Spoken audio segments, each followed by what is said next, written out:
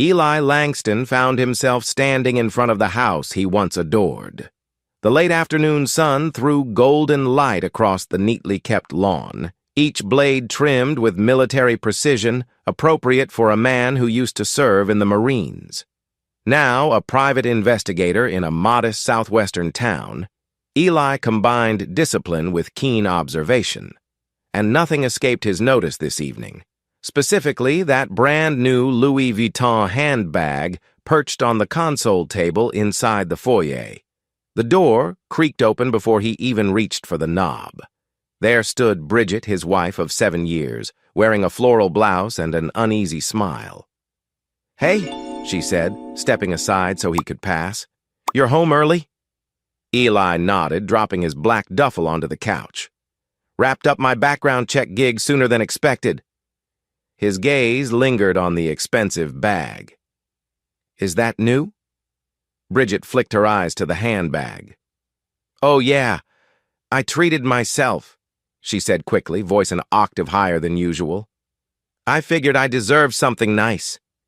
He sniffed the air. A strange cologne, musky and bold, clung to the living room like a ghost. Definitely not mine, he thought. "You have company earlier?" Her mouth pulled into a near frown, then twisted into a smile. "No, not really." "Why?" "No reason," Eli replied slowly. "Just smelled something like a men's fragrance I don't recognize." Bridget brushed past him, heading for the kitchen. "Could be from the spa," she called over her shoulder. "I had a client drop me off earlier. You know how busy it gets."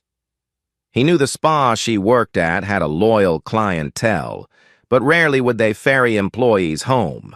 Something pricked at the back of his mind like an itch.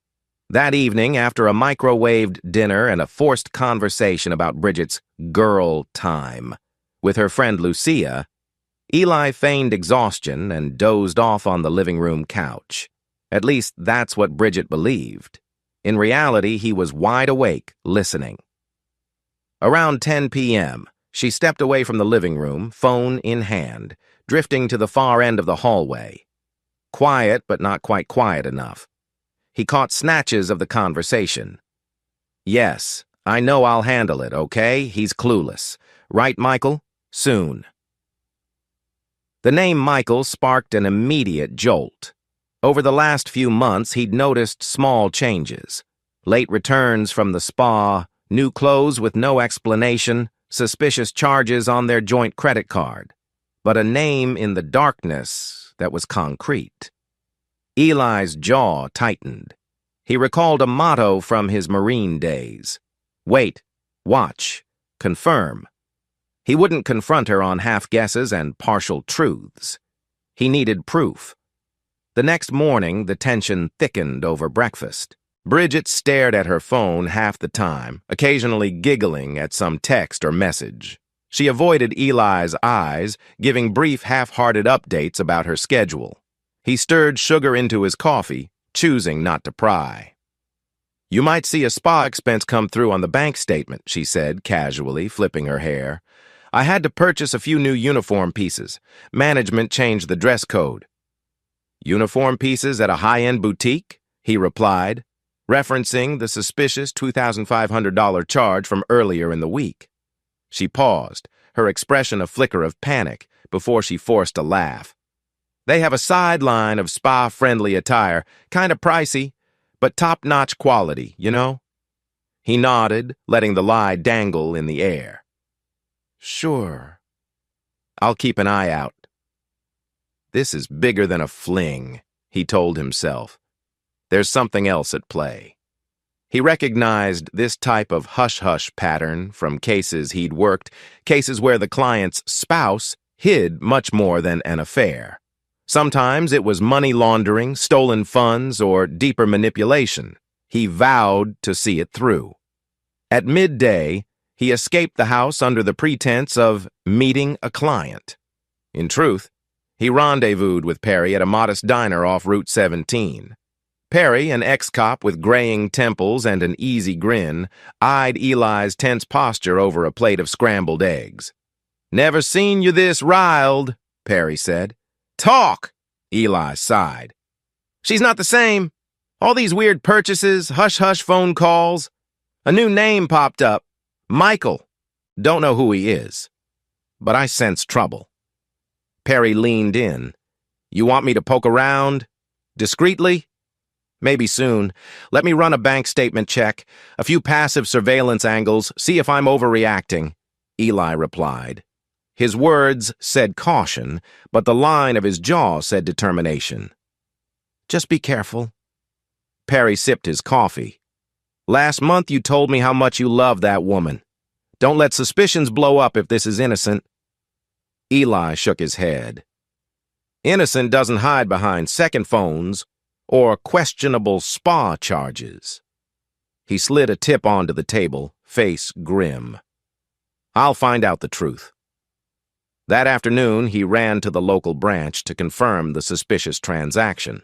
Sure enough, an inquiry revealed the $2,500 charge labeled as luxury apparel from a boutique in the city's upscale shopping district. The clerk, a friend from high school, confirmed there was no record of refunds, no sign of partial returns. The purchase was final. Bridget had never been so extravagant. The gnawing sense of betrayal crept in. Could Michael be encouraging her? Could she be funneling money to him or from him? Returning to his car, he decided he'd gather irrefutable evidence, not just for peace of mind, but to ensure if she was truly crossing a line, he would protect himself financially and legally. That evening, Bridget readied herself for a girls' night with Lucia. She wore a tight black dress that flattered her figure, strappy heels, and hair teased to perfection. She rarely dressed so boldly for an ordinary spa shift or a casual meetup with girlfriends. Eli offered a subdued compliment. Wow, you look stunning. He forced a neutral tone. Lucia must be a lucky friend seeing you all dolled up. Bridget's smile twitched. Thanks. We're, going to some lounge. A quick glance at her phone. She's waiting outside. Don't wait up. He forced a grin, stepping aside so she could whisk herself away, as soon as her taillights disappeared down the street. He grabbed his jacket, hopped into his own SUV, and followed at a careful distance. He tailed her through side roads and onto the main drag near downtown. His mind churned. Was she truly meeting Lucia, or was she heading somewhere else? At a red light, she turned north opposite the direction of Lucia's known address. Busted, he thought. Eventually, her car parked behind a trendy bar called Indigo Sky. Eli found a spot across the street. From the vantage of his tinted windows, he observed Bridget texting near the entrance. Minutes later, a man, tall, broad-shouldered, approached her. They exchanged a quick hug. Though it was nighttime, the street lamp illuminated them enough for Eli to see the man's chiseled profile. The man leaned in, said something, and Bridget laughed a sweet, intimate sound. Then they headed inside, not a single sign of Lucia. Eli's chest tightened with a swirl of anger and heartbreak. For an hour, he remained staked out. Through the bar's glass door, he glimpsed them at a corner table, heads close, sharing a bottle of wine. He recognized that body language from countless cheating spouse investigations. The small touches, the flirtatious smiles, the stolen kisses behind raised menus. Finally, they exited. The man, presumably Michael, offered her an arm. She latched on, eyes shining in the overhead lights. Eli's knuckles whitened on the steering wheel. The duo parted ways in the parking lot, though not before a lingering kiss. Michael then strolled to a sleek Audi, while Bridget hopped back into her sedan. He followed her home, ensuring she arrived safely for reasons even he couldn't fully articulate. I still love her, damn it. That conflict tore him in two. Bridget tiptoed inside well past midnight, half expecting Eli to be snoring. Instead, he sat upright on the living room sofa. She froze. Why are you up? Couldn't sleep? Headache? She swallowed, rummaging for an excuse to slip away. Right. I'm exhausted. Good night. He watched her ascend the stairs, each click of her heels echoing in his mind. This is real, he thought. She's lying. But why? Maybe it was just a fling, or perhaps something deeper, some financial con with a man who promised her more than a mere love affair. With the brand new purse, suspicious cologne, big transactions, the puzzle pointed to a bigger scandal. He took a deep breath, resolving to keep calm. He'd seen illusions unravel many times as a PI. Emotional reactions could sabotage clarity. This mission demanded a cold, calculated approach. Step by step, he'd compile evidence, phone records, credit card statements, hidden camera footage if needed. Then, at the perfect moment, he'd confront them in a manner that secured him the upper hand. As dawn approached, he drifted to sleep on the couch. No illusions left. His marriage was on a precipice. Whether it would shatter or somehow survive, that was up to the facts he would soon uncover. 2 days later, a plain white envelope arrived at Eli's PI office with no return address. Inside were 4 glossy photos of Bridget and an unknown man, clearly Michael, sitting at an upscale restaurant, Seraphine Hotel's signature decor, in the background. The images were time-stamped a week prior, the same night Bridget had claimed to visit her mother in a neighboring town. Anger and heartbreak flared together. Who had sent these? A scorned friend? Or maybe someone else caught in Michael's orbit? Regardless, it confirmed what he already suspected. She was sneaking around, weaving lies about her whereabouts. He clenched his jaw, scanning each image for details. Michael's arm draped around her shoulders. She looked at him with an expression he used to believe was reserved solely for her husband. Eli tapped a pen rhythmically against his desk. He'd handled countless infidelity investigations for clients. The routine approach: gather photographic proof, phone logs, interviews, and confront the cheating spouse. This time, though, it was personal, and the swirl of betrayal raged beneath his professional veneer. He dialed Bridget's phone from his office line. She answered, sounding cheery. "Hey, honey, everything okay?" He forced calm. "All good. Just wanted to check if you needed anything for groceries. I'll be working late." A brief pause. Maybe some veggies and milk. I'm going to be out tonight with Lucia again, so don't worry about dinner."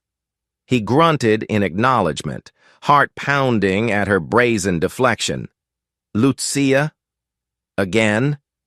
When he hung up, he sat back and stared at the pictures. He'd been given an anonymous tip. That triggered a sense of déjà vu. Usually, the anonymous tip in cheating cases was a friend or relative who felt guilty or scorned. Alternatively, it could be someone else involved with Michael, sending warnings or stirring the pot. He needed to figure out who, but first he had to confirm the next step of her scheme. As a precaution, he installed a small GPS tracker in Bridget's car trunk that afternoon. A magnet-based device with real-time location updates streaming to his phone. If she was going anywhere suspicious, he'd know. That night, as planned, Bridget claimed she was meeting Lucia. The real-time map showed her car heading in the opposite direction from Lucia's condo. Instead, it crept toward a lakeside area, eventually stopping near a fancy cabin rental known for short-term getaways, the same location the photos might have indicated if the background matched. He watched the dot on his phone remain parked there for hours. She wasn't simply grabbing a drink. She was staying put. Probably for the night. He exhaled, battling the sting of heartbreak. Then a second ping. A red sedan arrived 20 minutes later. He suspected it might be another accomplice, or someone else entangled with Michael. Driven by a swirl of curiosity and anger, he hopped into his SUV, following the GPS location on a quiet road that skirted the lake. The cabin lights glowed softly behind pine trees. Within view, he spotted Bridget's sedan and that red sedan. He pulled off the road, headlights off, careful not to reveal himself. There, in the moonlit hush, he considered charging forward, exposing them in a dramatic confrontation. But he forced himself to step back. Anger overshadowing strategy could cost him. He needed a more methodical approach. A confrontation now might destroy evidence or alert them. He needed everything: texts, bank logs, direct footage. Let them think he was clueless. After a tense half hour, he withdrew. The image of that cozy cabin seared into his mind. She's with him right now. He breathed shallowly, remembering the unstoppable swirl of emotions. But he refused to be weak. This was war, and he intended to win. The next morning, Bridget returned around 10 a.m., hair disheveled and makeup smudged, claiming her phone died overnight so she couldn't text him. She advanced an excuse about last-minute spa emergency that turned into a team building overnight. It was laughably thin. She didn't even attempt to hide the smell of an unfamiliar cologne clinging to her jacket. He simply nodded, not pushing. "Hope it went well," he said. "You must be exhausted." She mumbled a half-baked story about how the spa manager locked them into some surprise training. He pretended to buy it, resisting the urge to call her out on the spot. That afternoon, Lucia phoned him in a hushed tone. "Look, I need to tell you something, but you can't reveal I told you." She sounded shaken. "Bridget's been seeing a man named Michael. I don't trust him. He brags about connections, big money deals. She's infatuated with his flash. And I overheard them mention forging documents?" Eli's stomach churned. "Forging documents?" Lucia paused. "Yes, something about transferring money. Bridget told me a weird story. Michael just needs a little help, and soon they'll be set for life. I tried to warn her, but she shut me down." Lucia exhaled. "I'm sorry. I never wanted to cause trouble. She's my friend, but I can't watch her do this." Eli was grateful for Lucia's honesty, even if it was late. "I appreciate you telling me. Stay safe, Lucia. If you see or hear anything else, let me know." Hanging up, he realized the affair was the tip of the iceberg. The forging documents rumor suggested potential fraud or a bigger con.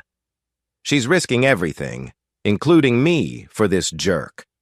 Fire burned in his chest. As if to confirm the swirling darkness, a strange incident occurred at his PI office next morning. His young assistant, Ada, discovered repeated failed login attempts on the confidential client portal. "Someone's trying to hack us," she said, wide-eyed. "It's from an IP address near the spa district. I blocked them." Eli's fists clenched. Could Michael be trying to sabotage him or glean how much he knew? The quiet war had escalated beyond a mere affair. This was about destroying or controlling him. He called Perry, updating him. "Damn!" Perry cursed. "This Michael might be more dangerous than we thought. He's not just hooking up with your wife, he's messing with your livelihood." Eli's jaw set. "Let him try. I'll tighten security. This only confirms I'm on the right path." That night, he rummaged through old folders, searching for any pro bono hacking contact he might have. In past cases, he'd occasionally collaborated with ethical hackers. If Michael was launching digital attacks, Eli needed a robust defense. Additionally, he wanted to see if Michael's name popped up in any regional fraud or identity theft databases he had informal access to. He found references to a man named Michael Pierce, who'd been sued for fraudulent investment schemes in a neighboring county. That was 2 years ago. The photos and sightings matched the description. If this was the same Michael, he was a skilled con man, luring vulnerable or greedy individuals into shady deals. Stepping onto the back porch, he let the cool evening breeze wash over him, reflecting on how his once comfortable marriage had turned into a tangled mess. Cheating is one thing, he thought bitterly, but conspiring to forge documents, sabotage my office, and funnel money, that's another level. He resolved to gather everything. He'd track her movements meticulously, record phone calls if necessary, freeze joint accounts so she couldn't drain their savings, and time the final confrontation for maximum impact. Because if Bridget was actively aiding Michael's con, she deserved no mercy. Yet a part of him still stung with heartbreak. He never imagined the woman he'd loved for so long could stoop to this. But the time for naive illusions was over. The time for a decisive, cunning plan had arrived. Eli woke before dawn, a swirl of determination pulsing through his veins. Step 1. Lock down finances. He spent an hour calling his bank, rearranging direct deposits into a private account under his name alone. Then he changed the password on the joint account. If Bridget wanted money for legitimate household needs, she'd have to ask him directly, no more lavish boutiques or suspicious wire transfers. He kept the phone call short with each banker, offering minimal explanation, just enough to ensure they flagged any unusual transaction attempts by Bridget or an unknown third party. By midday, while Bridget was presumably at the spa, he installed a covert camera in the living room, one disguised as a decorative lamp, another in his home office. If she planned to chat with Michael or sign suspicious papers there, he'd have the footage. The morality of spying on his own wife weighed on him briefly, but the potential betrayal and crime overshadowed any guilt. This was self-preservation, pure and simple. He tested the camera feed on a secure app, crisp and clear angles. Perfect. Late afternoon, a message from Lucia popped up. I overheard Bridget on the phone. She's meeting Michael at some lounge tonight. They sounded intense. Something about forging a big doc? I'm scared for you. Eli responded with a curt thanks. Indeed, things were accelerating. That evening, the hidden tracker showed Bridget's car heading downtown. He followed, staying multiple cars behind. She parked near a snazzy lounge, stepped out in a form-fitting red dress, scanning the area like she was waiting for someone. Moments later, a tall figure approached Michael. They embraced. Michael whispered something in her ear, making her giggle. The pair slipped inside. Through the lounge's front window, Eli glimpsed them near a corner booth, heads close in conversation. The pit of his stomach churned, but he forced composure. He texted Perry, in position at Indigo Lounge. They're here. Perry, off duty, texted back, need backup? Not yet, Eli typed, just tailing. Inside that lounge, Bridget scribbled something on a napkin, while Michael typed vigorously on his phone. They occasionally tapped wine glasses together in a celebratory manner. Eli, leaning on a lamppost across the street, wondered if they were finalizing some illegal plan. A sign read, closed for private event after 10 p.m. But they remained inside. Possibly they had an after-hours arrangement. An hour later, the couple emerged, stepping into a side alley leading to the back of the lounge. Eli quietly followed, hugging the building's shadows. Michael lit a cigarette, exhaling a swirl of smoke. He could faintly make out their heated conversation. Just get his signature, Michael hissed. We copy it, apply it to the doc, then that investment account is ours to manipulate. Bridget's voice wavered. But he's suspicious. He changed the bank password. I can't access anything now. Michael swore under his breath. Then you find a way to make him slip. Or we corner him with some sob story. Let me handle forging once we have a clean signature file. Eli's breath caught. Investment account? They want to drain me completely? He stepped back, heart thudding, so they aimed to replicate his signature, presumably to shift funds or sign documents enabling them to scam him and possibly others. The scale of the betrayal hammered him anew. She's not just cheating. She's actively helping him rip me off. Returning to his car, he typed notes of the overheard conversation, time-stamped for reference. He'd pass it on to Faith later, maybe even law enforcement if needed. But his next move was crucial. Rushing to confront them in an alley could blow everything. Instead, he'd keep letting them think they were winning. Let them attempt their forgeries while he built a rock-solid case that would land Michael behind bars and ensure Bridget had no leg to stand on in any divorce settlement. At home, he pretended to be asleep when Bridget finally returned. She tiptoed inside, reeking of cigarette smoke, though she herself never smoked, and that distinct cologne. He listened to her rummage in the kitchen, possibly checking for leftover dinner. Through the living room camera feed on his phone, he watched her open his laptop, likely searching for any chance to snag documents or stored e-signatures. He tensed, but thanks to prior caution, the laptop was locked behind new passcodes. She typed, frowned, typed again, then slammed it shut. He gripped his phone, capturing every second. Once done, she retreated upstairs. Gotcha. Morning arrived with an unspoken tension. Bridget sat at the table, flipping through her phone, occasionally glancing at him as if to gauge his suspicion. He sipped coffee, adopting an aloof stance. "You changed the bank login?" she asked, forcing a casual tone. "Yeah, there was suspicious activity," he said. "Figured it was safer to keep things locked down until we figure out what's happening." She stiffened. "What suspicious activity?" "Couple weird charges flagged," he lied smoothly, "and I had to confirm them. Don't worry, I got it under control." She nodded, eyes darting from him to the window. "Well, just let me know if you fix it. I need to pay some bills." He only hummed in response, gleaning that her next move might be to push him for signature access or direct check writing. Let her try.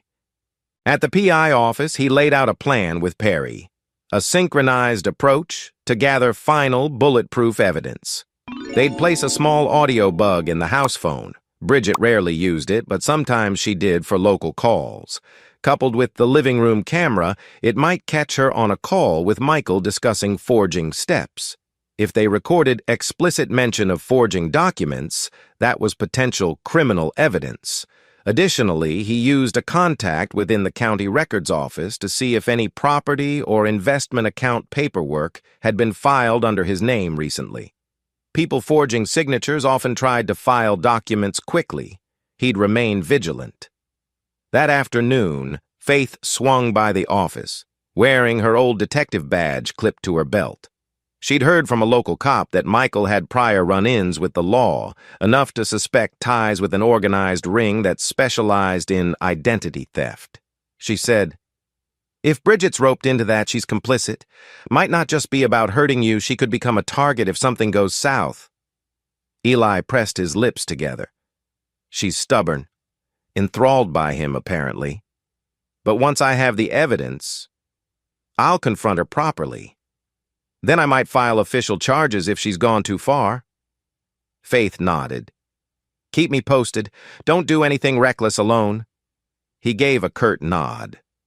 No more illusions. She's making her bed with a criminal. That evening, alone in his bedroom, Eli scrolled through the camera footage from the living room.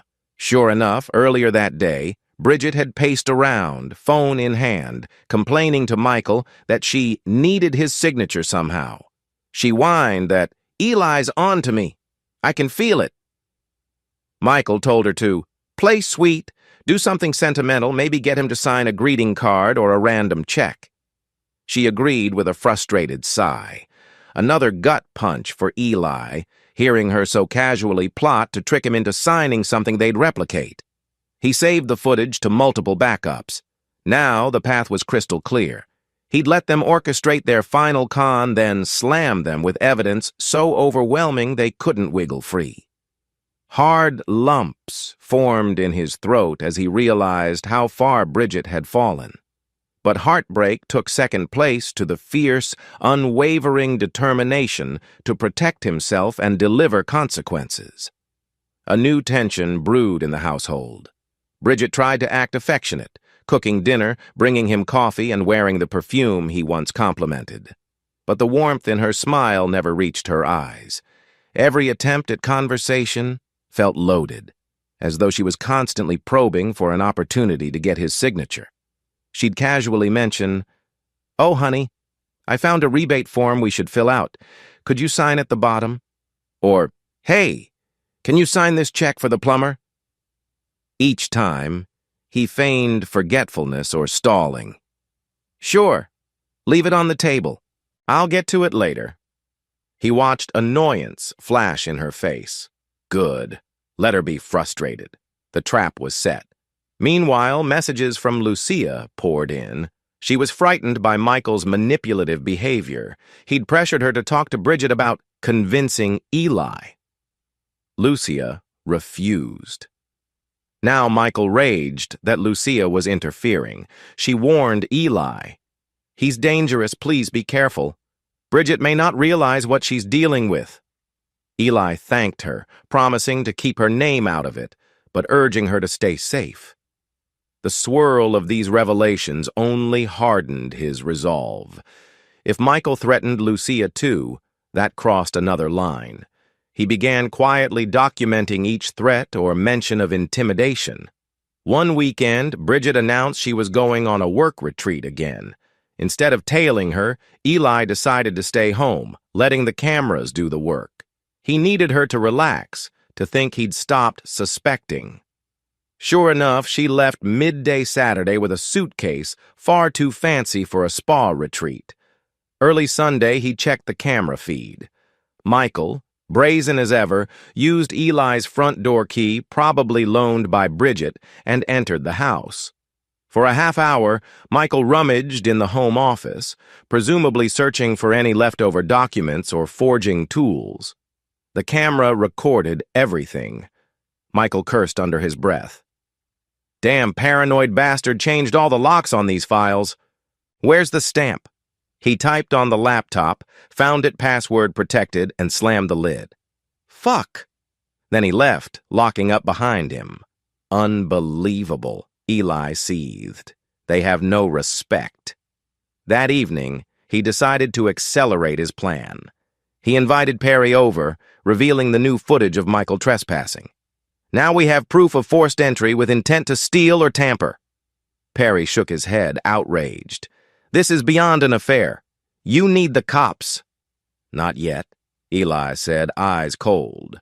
"If we blow the whistle prematurely, we might lose the chance to snag the entire scheme. Like, who else is involved, how big this is. I want them cornered. Truly cornered." Perry sighed but understood. "At least let me watch your back.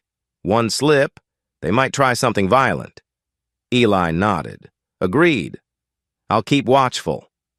To further protect himself, he took crucial documents, his property deed, personal investment accounts, old tax returns, and stashed them in a safe deposit box at the bank. Nothing remained in the house for them to forge or replicate. If they tried anything now, they'd fail. Meanwhile, he quietly scanned those documents with watermarks, ensuring they had no reason to exist, physically, in the house. He also changed the locks to the front door, using a more advanced keypad. If Michael tried to use Bridget's key again, he'd be out of luck.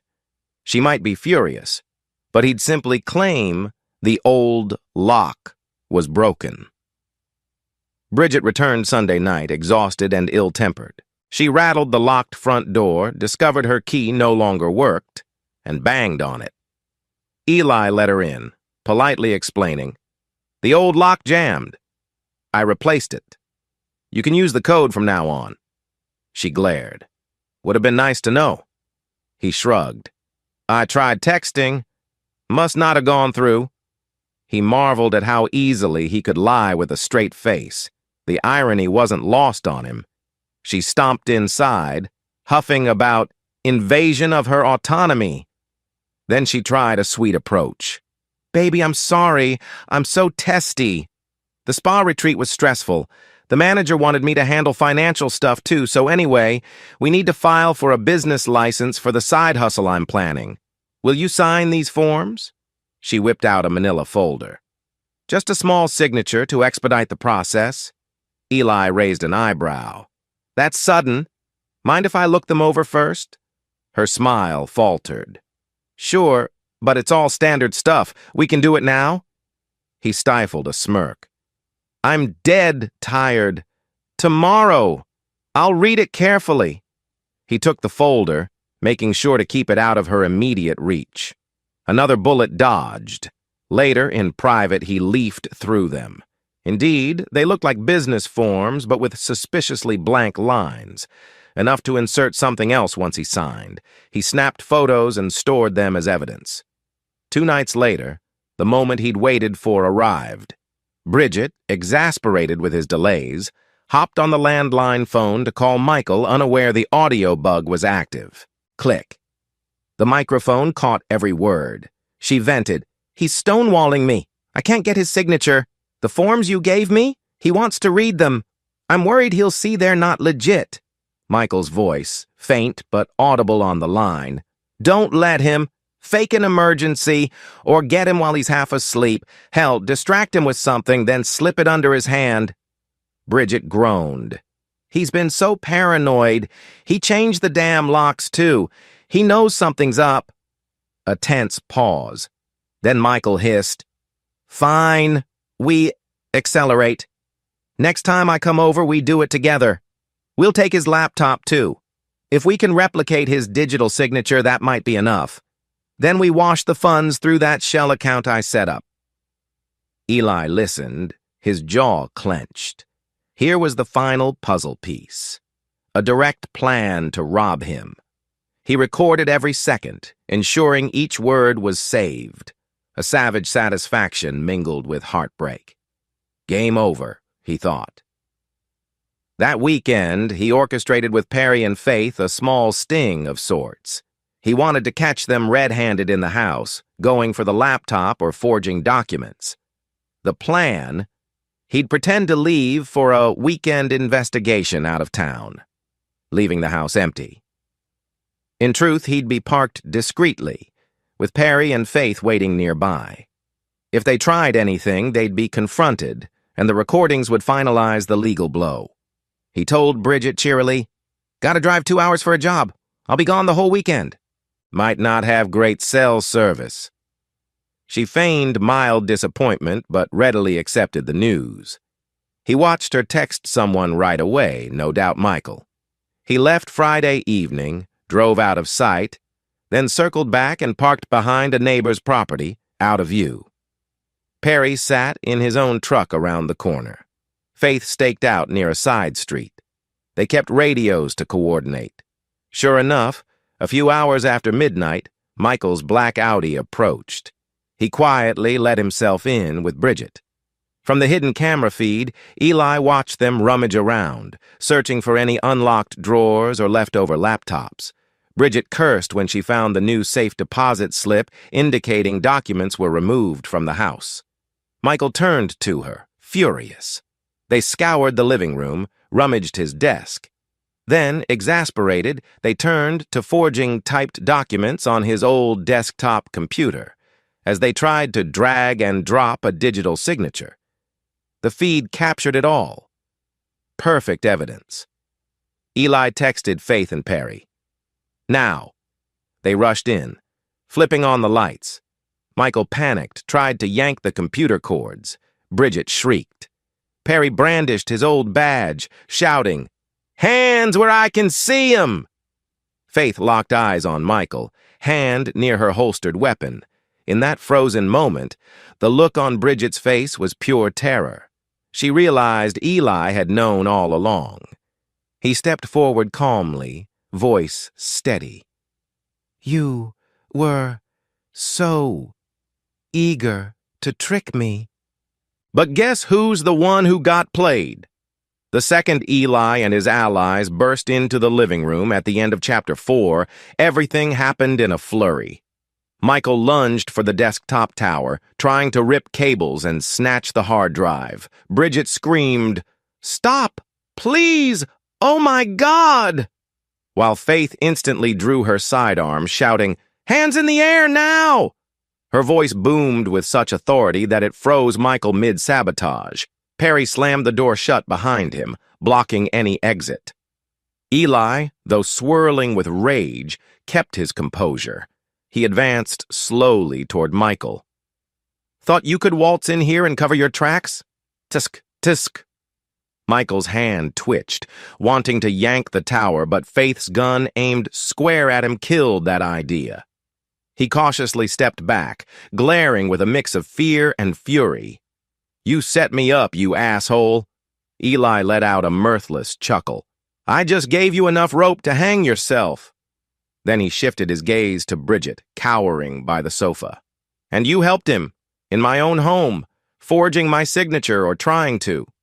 Good job," she whimpered, tears smearing her mascara. "Eli, Data, we were just—" He raised a hand, shutting her down.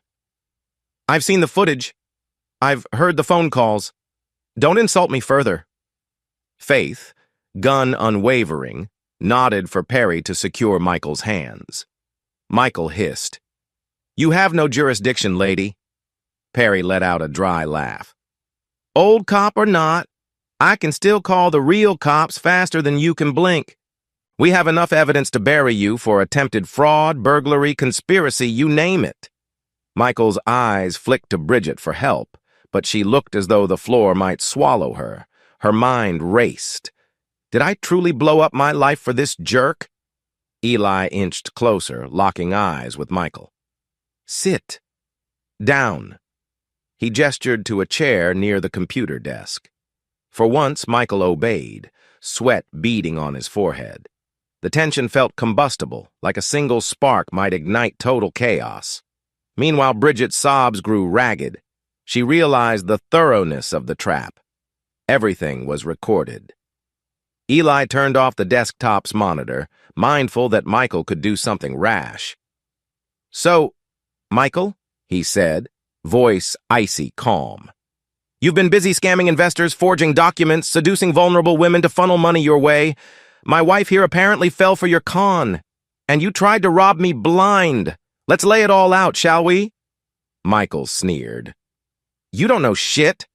And even if you do, your wife, ex-wife, whatever was more than willing. Not my fault you're not man enough for her." Eli's jaw ticked, rage threatening to explode, but he kept tight control. "Don't let him goad you." He shook his head, eyes never leaving Michael's face. "Perry, Faith, do me a favor. Check his pockets for any stolen items or flash drives." Bridget tried to inch toward Michael, maybe to intervene, but Perry stepped between them.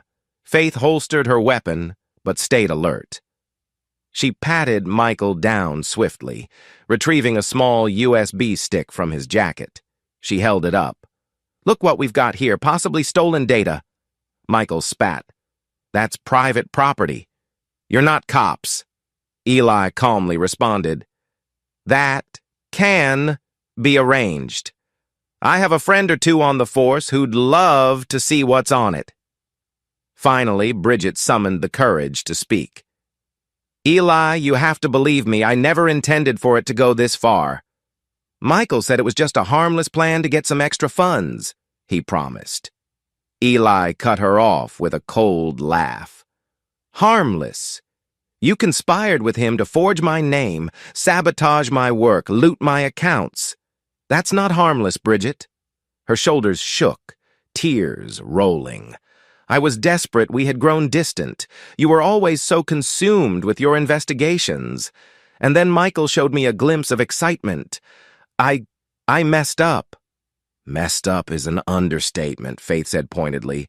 "Try committed multiple felonies." She locked eyes on Bridget. "What's left for you now? Because from where I stand, you both belong in a cell." Bridget's voice trembled. "Please, I never wanted to commit a felony. It just escalated." For a moment, no one spoke. The hush weighed heavy, punctured only by the hum of the ceiling fan. Outside, nighttime crickets chirped obliviously. Then Perry cleared his throat, glancing at Eli. "We have enough to call the cops right now. Get them booked." You said you wanted them cornered? Here we are. Eli exhaled. Part of him screamed, "Yes, let's do it." Another part remembered that an official arrest might limit his control over the outcome. He also wanted to see how far Michael would go to weasel out. And there was the legal nuance that Bridget was still his wife, though effectively not for much longer. He rubbed his temples.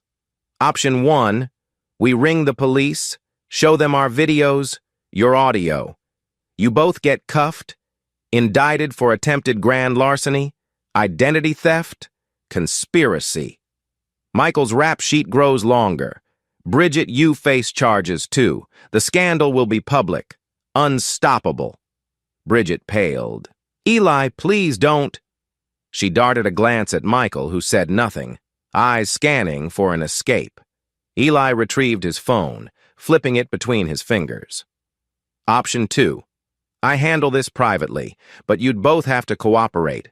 I want full confessions, complete details on who else is involved, all the fraudulent accounts. Then I want you out of my house, out of my life, with minimal fuss. But if you cross me again, I hand everything to law enforcement. He looked squarely at Bridget. Or maybe I do both. We'll see. She sank to her knees, tears pooling. Oh, God, Eli. Fine, I'll cooperate. Just please don't ruin me completely. I made a mistake. I love her. I once loved you. We can figure out something. He shook his head, voice cutting. Love? The moment you decided to rob me, that died. Don't mention love to me. Michael flared up. You can't just blackmail us. That's illegal. And you can't prove half the shit you claim. Faith barked a harsh laugh. The entire fiasco is on camera, genius. Audio logs, bank statements, phone records. So yeah, we can prove plenty. Eli stepped closer to Michael, fists clenched at his sides, though he didn't strike. Listen carefully, you piece of filth. I know you've done this con game before. You scammed other women, and I suspect you owe money to less than Avery people. If I hand over these recordings, you'll be rotting in prison for years, or worse, your mob friends might come collect. Is that how you want this to end? Michael's bravado faltered. He looked from Perry to Faith, then to Bridget, who offered no rescue. With a defeated slump of shoulders, he muttered, Fine. What do you want? Eli let the moment hang. First, you both leave my property. Now. Second, you, Michael, hand me every shred of data you have on my accounts, any forgeries in the works, anything. Third, you vanish from this town. Fourth, he turned to Bridget. We're done. I'll file for divorce immediately. You'll get next to nothing. If you fight me, I release the evidence. Understand? She choked, nodding. She had no illusions about the grim future awaiting her. Michael rose slowly, muscles tense. This is bullshit. You can't just take my data. I have rights. You violated your rights the second you broke in here to commit a felony, Faith snapped. Consider yourself lucky we haven't called the local precinct yet. Perry pointed to the door. Both of you out. We'll let you grab your phone, your coat, but that's it. And keep your hands visible. Bridget stood on shaky legs. She tried to approach Eli, maybe to touch his arm, but he stepped back, face stone. She swallowed a sob, rummaged for her purse, phone, and keys. Michael snatched his coat from the floor. The tension in the air threatened to suffocate them all. Eli walked them to the door, observing Michael carefully, half expecting a last-minute outburst of violence. But the con man just glared, jaw clenched. Don't think this is over, Eli shot back. For you, it's definitely over here. As soon as they were outside, Perry and Faith stood guard while Eli locked the door. Michael spat on the porch. You'll regret messing with me. Eli ignored the threat. He turned to Bridget. Pack your clothes tomorrow morning under my supervision. That's it. You're out. If you resist, I call the cops. Clear? She swiped tears angrily, stammering. Yes, I understand. Michael tried to pull her away, but she shrugged off his grasp, almost repulsed. Possibly she realized how worthless his promises were. They trudged down the driveway, got into Michael's black Audi, and disappeared into the night, leaving behind an echoing silence. Eli, Perry, and Faith re-entered, locking up thoroughly. The house felt strangely empty, the faint swirl of cigarette smoke and tension lingering. Perry whistled low. "That was intense, man. You sure you don't want to ring the cops right now?" Eli exhaled, shoulders drooping. "I want them to sweat. I want to see if they scramble or vanish. This gives me leverage. Besides, I need to gather everything for my divorce case. Let's ensure it's airtight." Faith nodded. "I'll see if local authorities have open cases on Michael. Could be that we can bring it all forward soon. In the meantime, watch your back. He's no small-time crook, he's cunning and desperate." Eli rubbed his temple. "Cunning, yes. Desperate, definitely. But he's also short on options now that I pulled the rug out from under them. Don't worry, I'm not letting my guard down." In the hush that followed, they recognized a new chapter had begun. The marriage effectively over, the revenge begun, but the war might not be finished. Each step forward would require cunning and caution. They parted ways that night, fully aware that tomorrow would bring more battles. Morning dawned crisp and silent. Eli woke on the couch. He hadn't felt like climbing into the marital bed, tainted by betrayal. He rubbed his eyes, recalling the previous night's confrontation. "They're gone, for now," he reminded himself. At 9 a.m. sharp, Bridget texted, "I'm outside with my friend's car. May I pack my clothes?"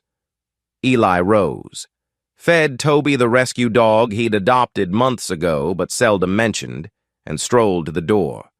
Toby wagged a tail, sensing the tension. Eli placed a comforting hand on the dog's back. "Stay in the corner, buddy." He opened the front door. Bridget stood there disheveled, eyes puffy. She carried a small suitcase, presumably for more items. "Can I come in?" He stepped aside, ignoring the pang in his chest. "Yes, but I'm watching you. Pack only personal clothing, no documents, no electronics. Got it?" She nodded, meekly. She moved from room to room, collecting dresses, shoes, makeup, the typical personal effects. Each time she paused at a cabinet or drawer, Eli hovered. She tried to speak. "Look, I'm sorry," but he cut her short every time. "Just get your stuff." Eventually, her phone buzzed. She took a glance, biting her lip. "Michael says he's got a lead on some quick money. He wants me to come with him out of town." Eli barked a cold laugh. "Good luck with that. Just don't expect me to fix it when you land in deeper trouble." She swallowed. "Eli, do you truly despise me that much now?" He shook his head, gaze steely. "I don't despise you, I pity you. You had a choice. You chose to help a con man rob me." Her eyes welled again, but she hurriedly shoved a few last items into a bag. By the time she finished, the house looked half empty of her personal touches. Gone were the feminine accents, perfume bottles, decorative pillows. She lingered by the living room door, scanning the space where they once watched TV, laughed at inside jokes. All that's gone, Eli thought darkly. "Where will you stay?" he asked tersely. She shrugged. "With a friend. Maybe eventually I'll figure something else out. I can't face my parents." He gave no sympathy. "That's your problem. Now let's finalize the ground rules. I'm filing for divorce. You'll get minimal spousal support if you're lucky. I have enough evidence to bury you if you contest it. Do not contact me unless it's about the divorce or some crucial matter. Clear?" She nodded, tears trailing down her cheeks. "I never wanted—" "Stop," he commanded, voice raw. "Enough excuses. We're done." She stepped outside, pausing on the porch as though expecting a last flicker of compassion. He merely held the door, waiting. Finally, she trudged down the steps to her friend's idling car. It revved away, leaving a swirl of dust. Eli stood there, exhaling a shaky breath. It's truly over, he told himself. She's out. He retreated inside, heart thudding with conflicting emotions. Grief, relief, anger, triumph, a bizarre cocktail. Toby whimpered at his feet. He knelt, patting the dog's head. Guess it's just us for a while, boy. Toby licked his hand, offering silent comfort. Around midday, Perry dropped by, newspaper tucked under his arm. Heard the fiasco last night. Surprised you let them walk. Eli shrugged, gesturing for Perry to sit. It's strategic. If they slip up further, or if Michael tries something again, we have them cornered. I also want to see if Michael drags her into more chaos. She might flip on him. Might try to salvage her own hide. That's leverage for me, too. Perry nodded slowly. I just worry about your safety. A cornered con man can do desperate things. Eli's jaw tightened. I know. That's why I changed the locks, secured my accounts, installed more cameras. I'll keep Toby close. If Michael tries anything violent, he'll regret it. The following day, Faith called with an update. I did some poking around on Michael's background. He's wanted for questioning in 2 counties over fraudulent investment clubs. A few charges were dropped, but not because he was innocent, lack of evidence. He slithered away each time. Eli grunted. He's a pro at scamming, then. Exactly, Faith said. But here's the kicker. Rumor has it he owes money to some local underworld figure, maybe Manny Stone-Faced Ruiz. Manny doesn't take kindly to debt. So Michael might be trying to hustle quick cash from you and other women to pay that off. Eli exhaled. Then Manny might come after him. Or after me if Michael told Manny something. Better keep watch, Faith warned. Anyway, let me know if you need an official police intervention. I can tip my old pals.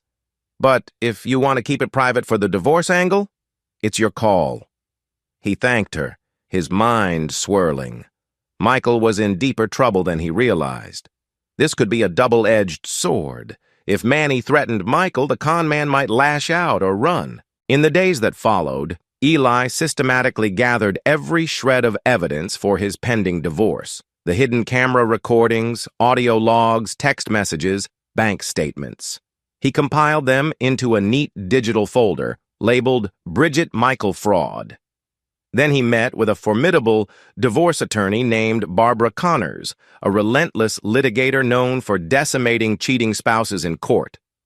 Barbara skimmed the highlights, eyebrows raising. This is wow! She not only had an affair, but actively tried to commit financial crimes against you, adultery plus attempted fraud. That's enough to ensure she gets basically nothing. Possibly you could sue for damages. Eli rubbed his chin. I just want her gone. The rest is gravy. But if she fights me, I want to crush her in court. Barbara gave a tight smile. Don't worry. With this evidence, she'll be forced to settle, unless she's insane. Meanwhile, Bridget's texts to him were sporadic, ranging from apologetic pleas to angry rants. He responded only when necessary, and always curt. She admitted she was couch surfing with a friend, no stable job. Michael vanished for a few days, she lamented in one text. I can't believe he's ignoring me. Eli's lip curled as he read it. The irony. She ruined their marriage for that scumbag, and now the scumbag ghosted her. Typical pattern. He typed no reply, letting her stew in the consequences. He heard through Lucia that Bridget was in emotional freefall, possibly realizing how thoroughly she'd wrecked her life. Should have thought of that before forging my name, he mused, unyielding. Then came a twist. Late one night, Toby barked fiercely at the front door. Eli peered through the peephole, a gaunt, twitchy man, mid-30s, sporting a cheap leather jacket. He knocked repeatedly, glancing over his shoulder. Eli opened the door part way. Yes? The man's eyes flicked around. You're Langston, right? I got a message from Michael. Eli stiffened. Michael who? The man let out a snort. Don't play dumb. He said if I want my cut from certain deals, I should talk to you first. Something about you having the files? Anger flared. I have no deals for you.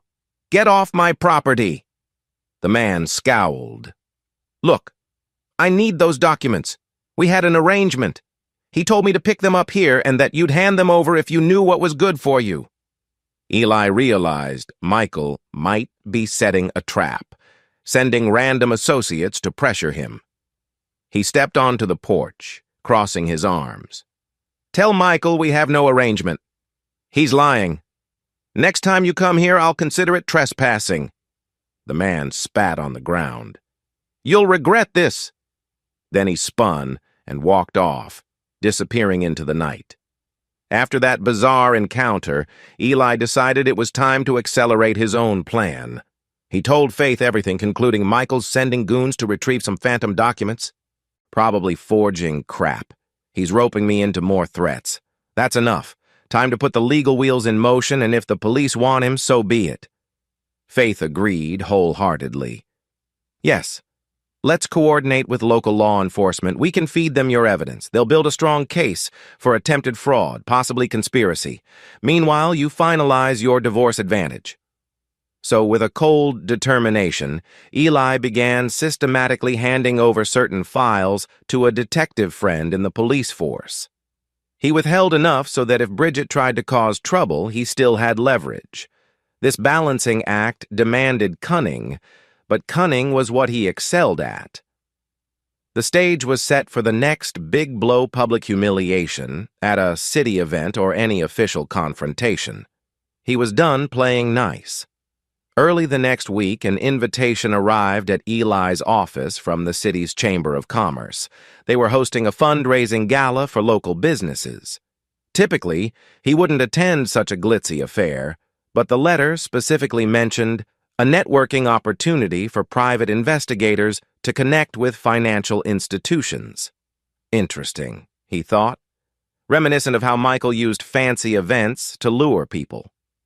Faith dropped by that afternoon, wearing a crisp blouse and slacks. She tapped the invitation thoughtfully. This might be a prime spot to corner Michael or reveal his misdeeds, especially if he's skulking around scamming new victims. Eli considered. True. Also, Bridget might appear, latching on to wealthy folks. Or maybe Michael tries to approach them for quick money to pay off his underworld debts.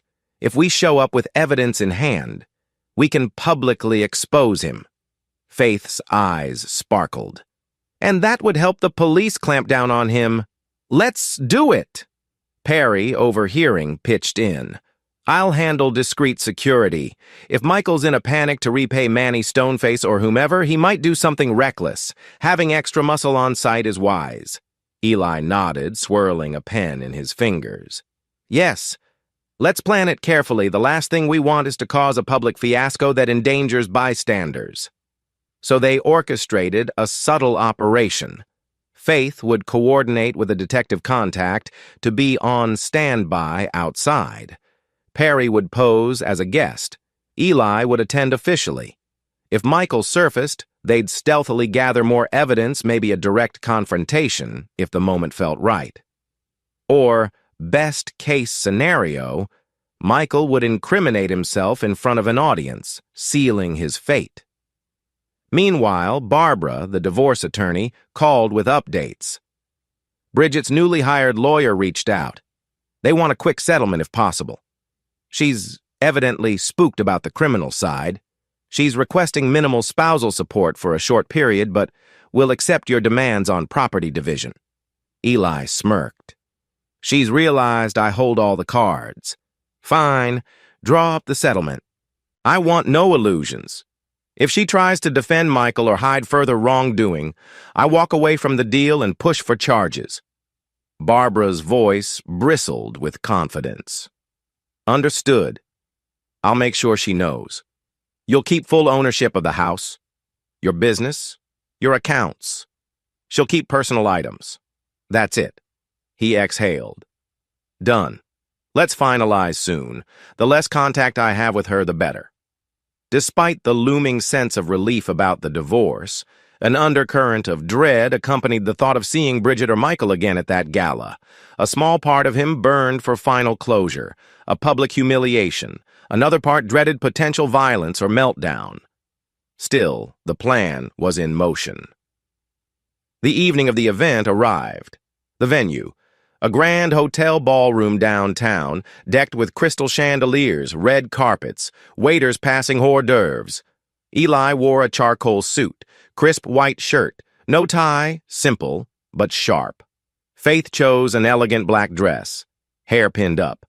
They arrived together, swirling with an unspoken camaraderie that felt comforting amid the chaos. Inside, music played softly. A swirl of local business owners, bankers, realtors, city officials. People sipped champagne, nibbling canapes. The host recognized Eli from some local press coverage about his private investigations. "Oh, Mr. Langston, so good you could come."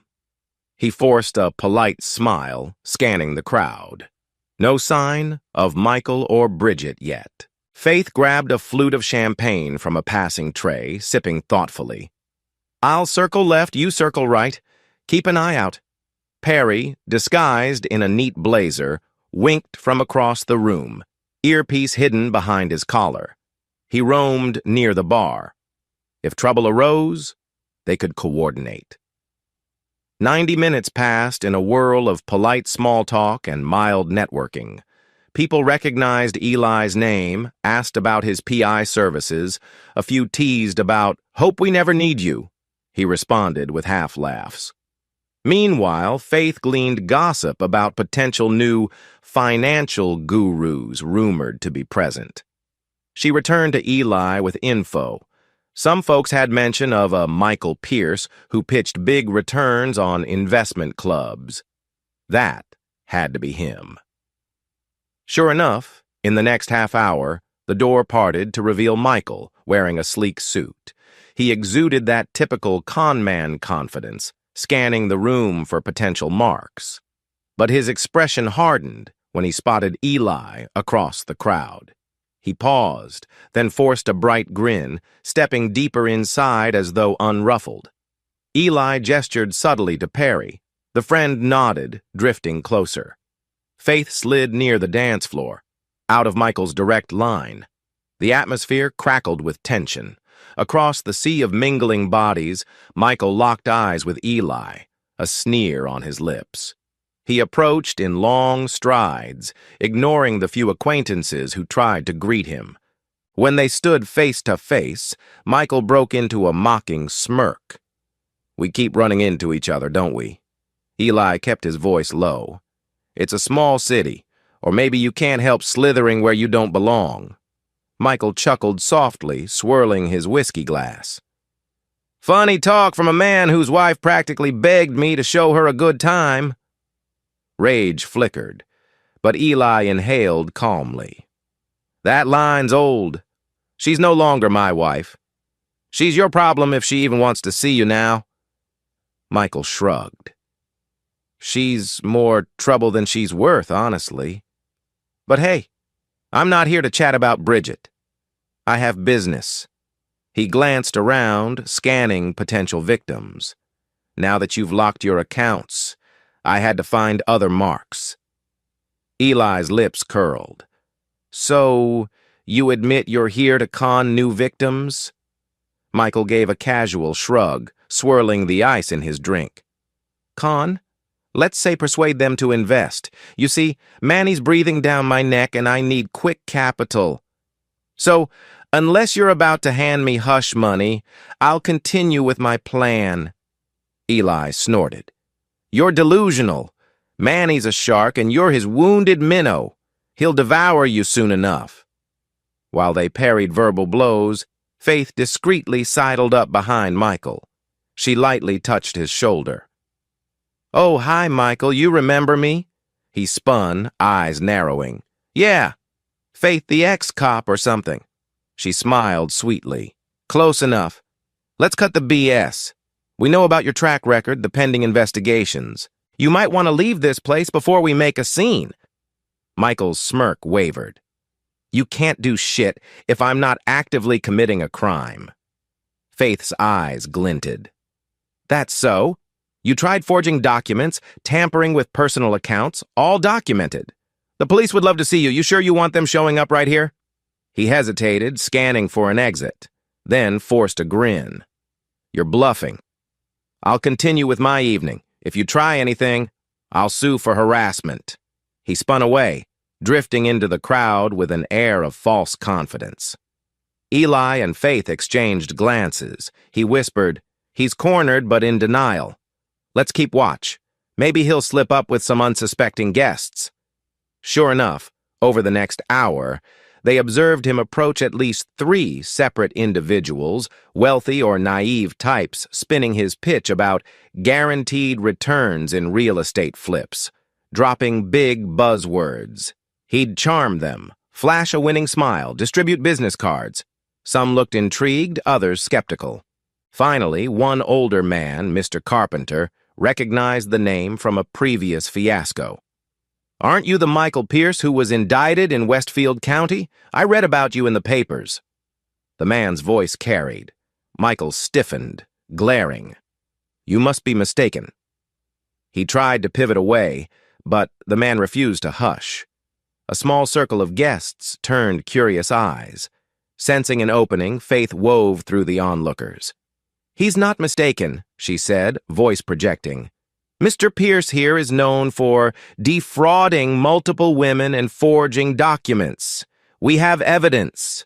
Michael's face blanched. "Bullshit," he snapped, tension rising. Eli joined, speaking clearly. "You want proof? I have it right here." He raised his phone. The screen cued to a short snippet of the video capturing Michael's forced entry into Eli's home and the conversation about forging signatures. The crowd pressed closer, phones out. Some recognized Michael from past rumors. Murmurs swelled words like fraud, scam, police. Michael, cornered, tried to laugh it off. "They're framing me with doctored footage. I'm a legitimate investor." But the crowd's skepticism overshadowed his protest. Mr. Carpenter glared at him, stepping back in disgust. Eli locked eyes with Michael, voice dripping with finality. "No more illusions. Everyone sees who you are." He held up the phone for a few more seconds, letting the video's audio play softly. Lines about forging signatures and draining accounts echoed, turning heads. Michael's composure cracked. He lunged at Eli's phone. "Gimme that, you bastard!"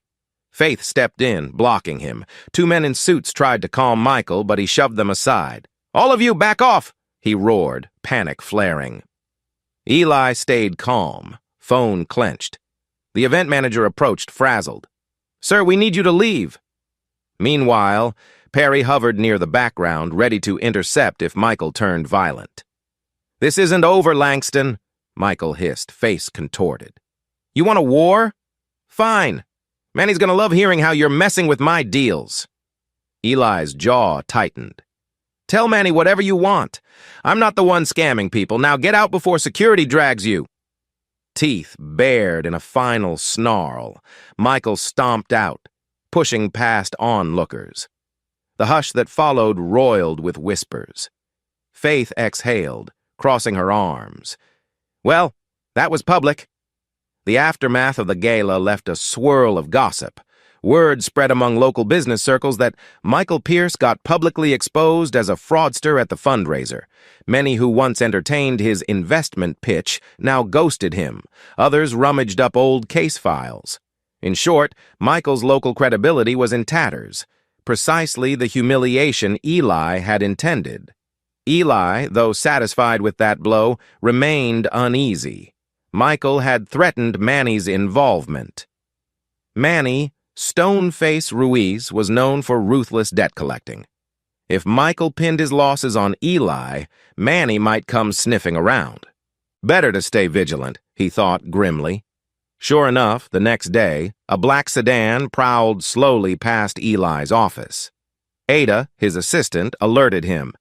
"Some men with a shady vibe keep circling. They parked across the street for an hour, then left." He peered out the window, tension coiling. Possibly Manny's guys or Michael's last-ditch associates. Either way, not a welcome presence. He decided to be proactive. He dialed a contact in local law enforcement, discreetly explaining the suspicious vehicle, the Michael fiasco, the potential Manny angle. The officer promised to keep an eye out, stepping up neighborhood patrols. Meanwhile, the divorce process sped forward. Barbara told him that Bridget had signed the settlement. She was apparently too terrified of criminal charges to fight for more. "We'll finalize within days," Barbara said. "She's relinquishing any claim to your property or business. She'll keep her personal items and a tiny sum of transitional support for 3 months. That's it." Eli felt an odd swirl of relief and sorrow. 7 years of marriage gone, culminating in a tiny settlement. But he reminded himself she'd chosen betrayal, forging, and another man.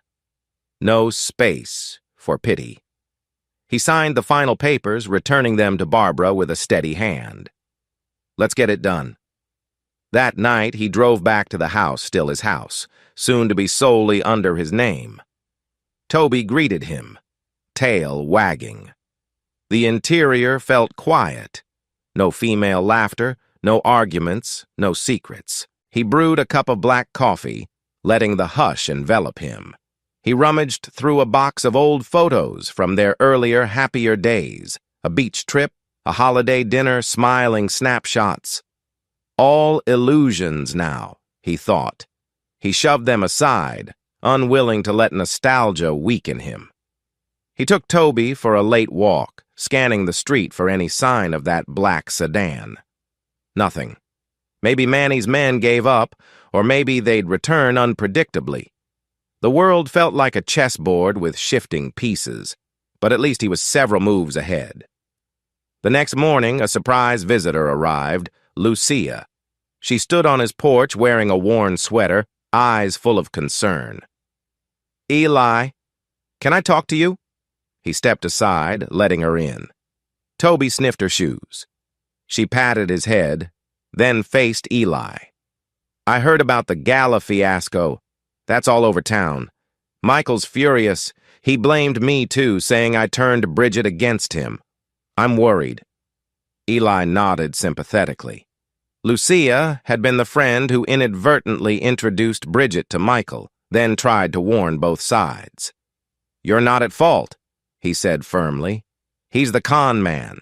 She's the betrayer. You tried to do the right thing." Lucia sighed. "I know. But Bridget's living in my spare room now, or she was. She disappeared last night. Left a note saying she had to make things right for Michael. I'm scared she's going back to him. She's so lost, so broken, I can't watch her ruin herself further." A pang of pity flickered in Eli's chest. "I see. If she wants to run back to that snake, it's her funeral. The divorce is done, so I have no reason to intervene." Lucia grimaced. "But what if he manipulates her into some new scheme?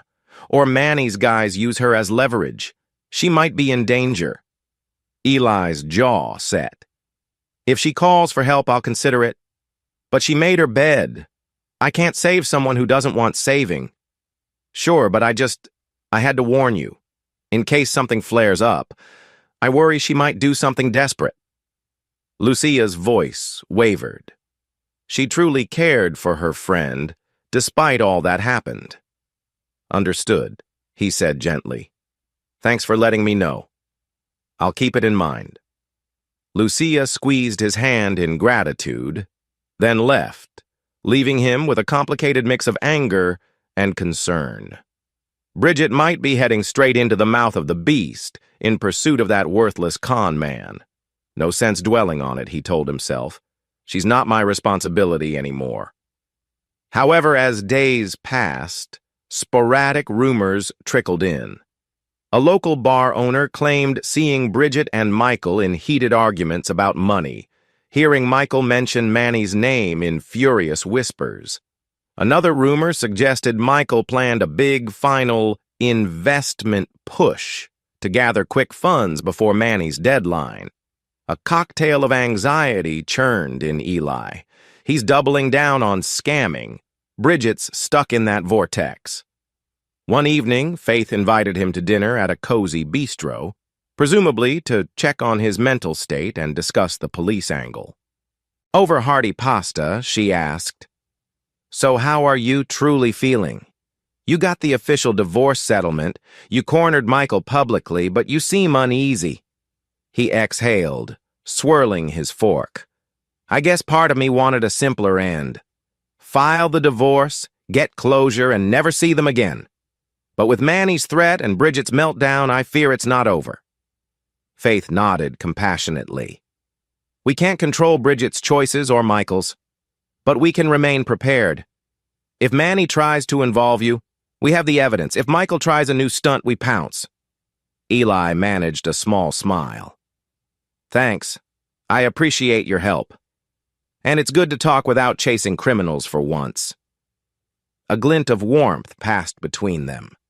They changed the subject, discussing random topics: music, local sports, Toby's antics. For a moment, normalcy felt possible. But normalcy shattered the next morning. A frantic knock pounded at Eli's door at dawn.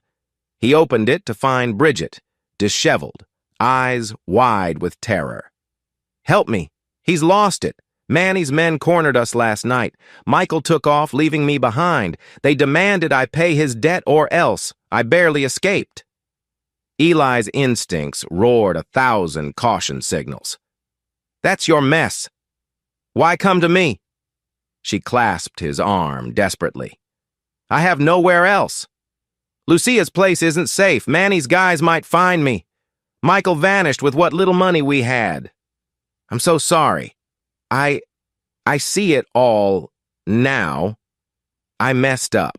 Please, I can't go to the police because they might charge me with conspiracy, right?" He grimaced. "They might. But that's still your best bet if Manny's men threaten you. The cops can place you in protective custody if you testify fully against Michael." She shook her head, tears brimming. "I'm terrified. Please, if you ever cared for me—" He cut her off, voice shaking with bitterness. "You should have thought of that before betraying me.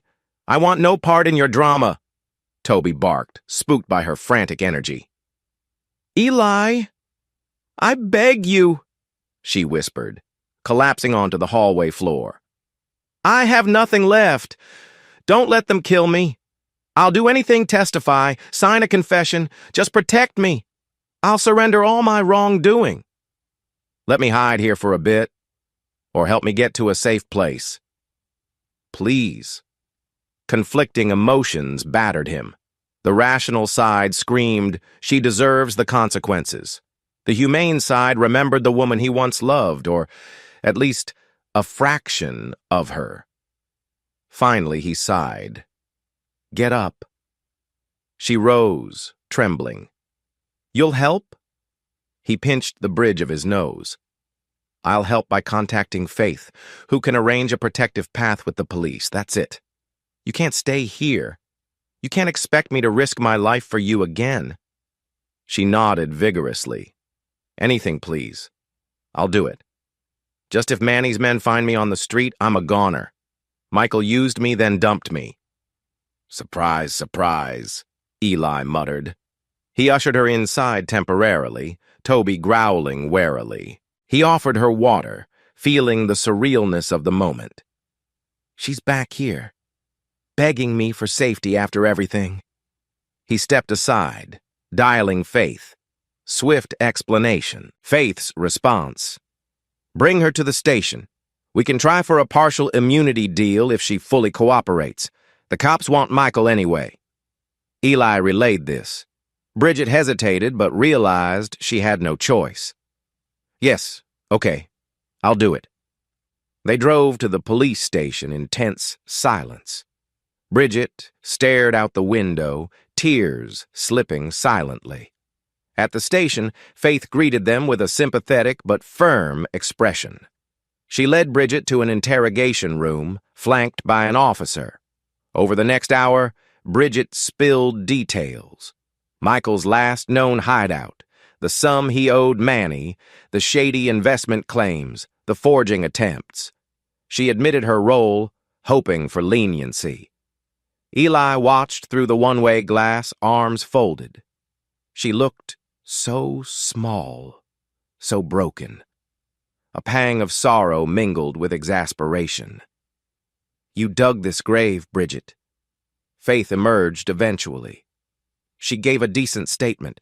"The detective is willing to hold off on immediate charges if she testifies fully. They might place her in a safe house temporarily, or let her remain free but under watch. Manny's guys are no joke. She should remain hidden." Eli nodded. "Fine, let her do that. She's not stepping foot in my house again." Faith offered a wan smile. "Understood. You can go. We'll handle her from here. Probably best you keep your distance." He paused, glancing at the observation window. Bridget hunched over, hugging herself. "Thanks, Faith," he said softly, then left. As he walked away, relief warred with an odd sense of final empathy for her plight. At least she's safe from Manny for now. And that concluded a final piece of the puzzle. Bridget was no longer free-floating in Michael's clutches. She'd turned to the police. Next step? Potential confrontation with Manny and, hopefully, the final downfall of Michael. Eli stood outside the police station, the morning sun pressing down on his shoulders. The air smelled vaguely of asphalt and distant coffee. He felt a tangle of conflicting emotions after leaving Bridget inside to negotiate some form of protective arrangement with the authorities. He couldn't shake a sense of relief. She was no longer his responsibility. The divorce was nearly official, pending final paperwork. She'd chosen her path, and it had led her right to the doorstep of potential jail time and Manny's threats. He climbed into his SUV, Toby waiting in the back seat. The dog's ears perked up. Eli patted Toby's head, murmuring, "Let's go home, pal. We've done all we can." His phone vibrated. Faith's name flashed on the screen. "Hey," he said, picking up. Faith sounded subdued, yet determined. "Just letting you know that Bridget's giving a full statement. If she cooperates, she'll avoid immediate arrest for conspiracy. The DA wants her testimony about Michael's bigger network." Eli exhaled. "So she's safe with them for now?" "Safe enough," Faith confirmed. "They might release her with instructions to remain under watch, or place her in a low-level protective arrangement. Manny's guys, if they find her, that's a separate risk. But at least we can keep tabs on her location." "Fine," Eli replied. "Whatever gets her out of my hair. I just want to finalize the divorce and see Michael behind bars." Faith hesitated. "Speaking of Michael, the cops suspect he's skipping around safe houses, still hustling for funds. Manny's men are on the prowl. If they don't get their money, it could get violent. And you might be a target if he thinks you're to blame." Eli let a humorless chuckle slip. "Blame me? He tried to rob me. But I'll watch my back. Thanks, Faith." Hanging up, he pulled away from the curb. The tension in his shoulders refused to ease. One last round, that's all he prayed for. One final confrontation. Let the law or Manny or his own cunning bury Michael for good. Back at his house, he sank onto the living room couch, letting Toby roam the yard. The living room felt emptier than ever. Bridget's final departure had stripped the place of her decorative influences. A single lamp, a shelf of battered books, a few photos of older times, and that was it. He rummaged for something in the kitchen, thinking about how he used to come home to homemade dinners or her chatter about spa clients. Now the silence loomed like a massive presence. He scrolled his phone, scanning local news. A small blurb about a local suspected con man being confronted at the Chamber of Commerce gala. No name, but he recognized the details. The comment section lit up with speculation. Some had stories about Michael Pierce or a similar alias scamming them. Others asked if Manny Stoneface was involved. So the rumor mill is swirling, he thought, eyes narrowing. Michael's name was Mud. Before he could dwell too long, his phone buzzed with a text from Perry. Heard from a contact that Manny's enforcers might try to strong-arm you. Watch your office, your house. Call me if anything suspicious. Eli typed back, "Got it. I'll stay alert." He'd always been prepared for danger. Marine discipline never fully left him. He checked his safe in the home office, ensuring his registered firearm was loaded, just in case Manny's thugs decided to pay a visit. 3 days drifted by with relative calm. Perry helped him add extra security cameras around the property. Faith coordinated with the local precinct, advising them to do occasional drive-bys on his street. Bridget remained either in a safe location or bouncing between short official check-ins with police. She texted him once, "I'm sorry for everything. They might let me go soon. I'll vanish from your life. Please be safe." He read it, heart flickering with a pang of old memories, but he didn't reply. Late on the 3rd day, while Eli was finalizing a client background check in his home office, Toby barked at the front window. A black SUV idled at the curb. He parted the curtains enough to see 2 men inside, their silhouettes burly, faces obscured by the tinted glass. The engine rumbled for a tense minute, then they sped away. Toby kept barking. Eli clenched his fists. Manny's watchers, no doubt. "They're testing me," he thought, stepping out onto the porch. The night was quiet, the air thick with humidity. No other cars passed. He stared into the darkness, jaw set. "Try me," he whispered. "I'll be ready." The next morning, Faith called. "Eli, might want to hear this. Police got a tip. Michael is holed up in an old motel near the edge of town, on Redwood Highway. Possibly Manny's goons know too. If Manny finds him first," she trailed off meaningfully. Eli rubbed the back of his neck. "So you guys plan on moving in?" "That's the question. The local cops want enough evidence to ensure a solid arrest. They're also worried Manny might spark a violent confrontation. Could be a bloodbath if we don't handle it carefully." Eli paced his living room. "Does Bridget's statement expedite anything?" "Partially. But to pin everything on Michael, the DA wants him caught with clear evidence like forging gear, stolen funds, or attempts at scamming. We have partial proof, but an official sting might seal the deal. Also, Manny's presence complicates it." Eli inhaled sharply. "What do you want from me?" Faith's voice dropped. "Look, I know it's personal, but you might be able to lure him out or push him to slip up. If he hates you enough, or thinks you're the reason Manny's on his back, he could reveal more. Are you willing to help in a controlled scenario?" He frowned, a swirl of risk. "If it means burying Michael for good, yeah. But let's plan it carefully. Manny's threats are real." Faith agreed.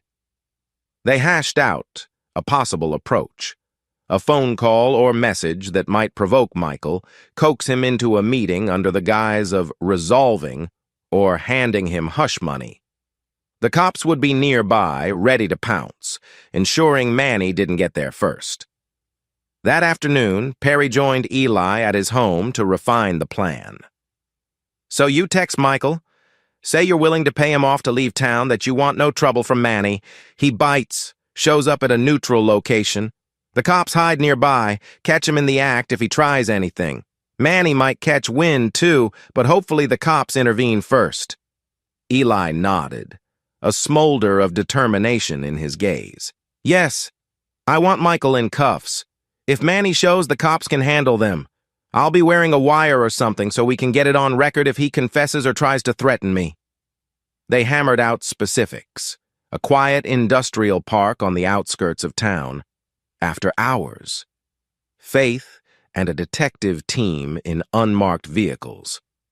Perry would lurk for backup. Enough presents to quell Manny's men if they appeared.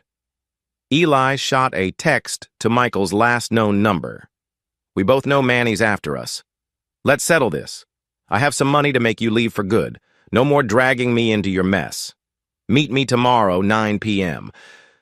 Redwood Industrial Park near Warehouse 14. He waited anxiously. An hour passed, no reply. Another hour. Then his phone dinged. Michael, you think you can buy me off now? Pathetic. But maybe I'll hear your offer. Fine, 9 p.m. Don't jerk me around. Eli exhaled a slow breath. Showtime.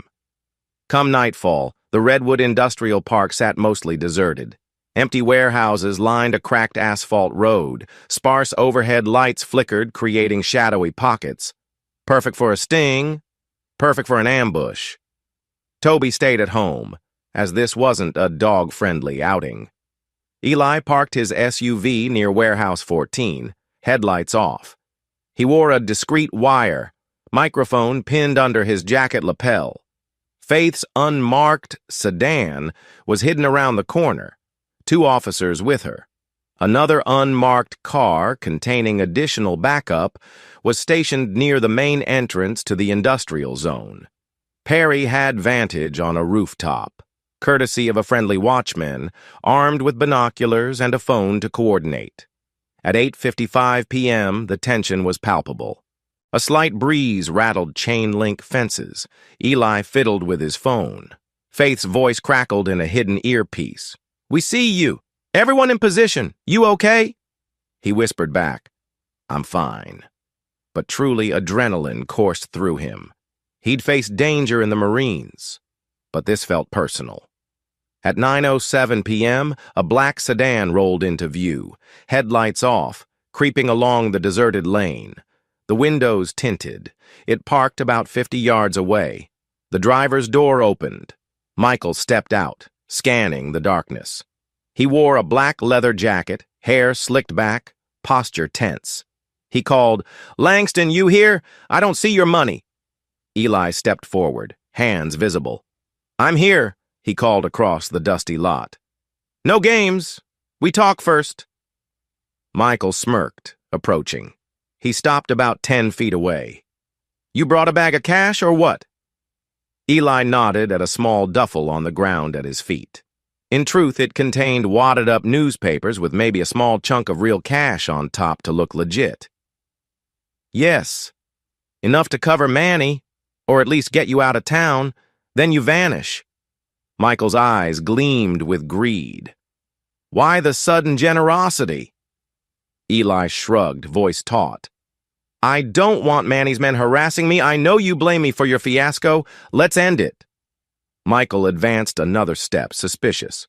"You must have backup. That cop lady or your buddy, they around?" Eli forced a steady breath. "I came alone." The wire recorded every word. Faith and the team listened, hearts pounding. Michael snorted. "You're never alone. But fine, hand over the bag." He reached out. Eli withheld it, a glint of ice in his eyes. "We talk terms. You sign a statement admitting your con, clearing me of all your shady deals. You never return to this city. Manny's problem is solved." "Understood." Michael's lip curled. "Sign a statement? So you can bury me with the cops? Hell no." Eli lifted the bag. "No statement, no money." Michael scowled, fists clenching. "I'm not scribbling some confession. Manny wants his money, or he'll kill me. I need your hush money to buy my way out, that's it." Eli met his gaze unwaveringly. "I want to guarantee you won't come after me or set Manny on me. Prove it. Then I'll hand you the bag." Michael's patience snapped. "You want proof? Fine. I'll text Manny's guy right now telling him I'm leaving you alone."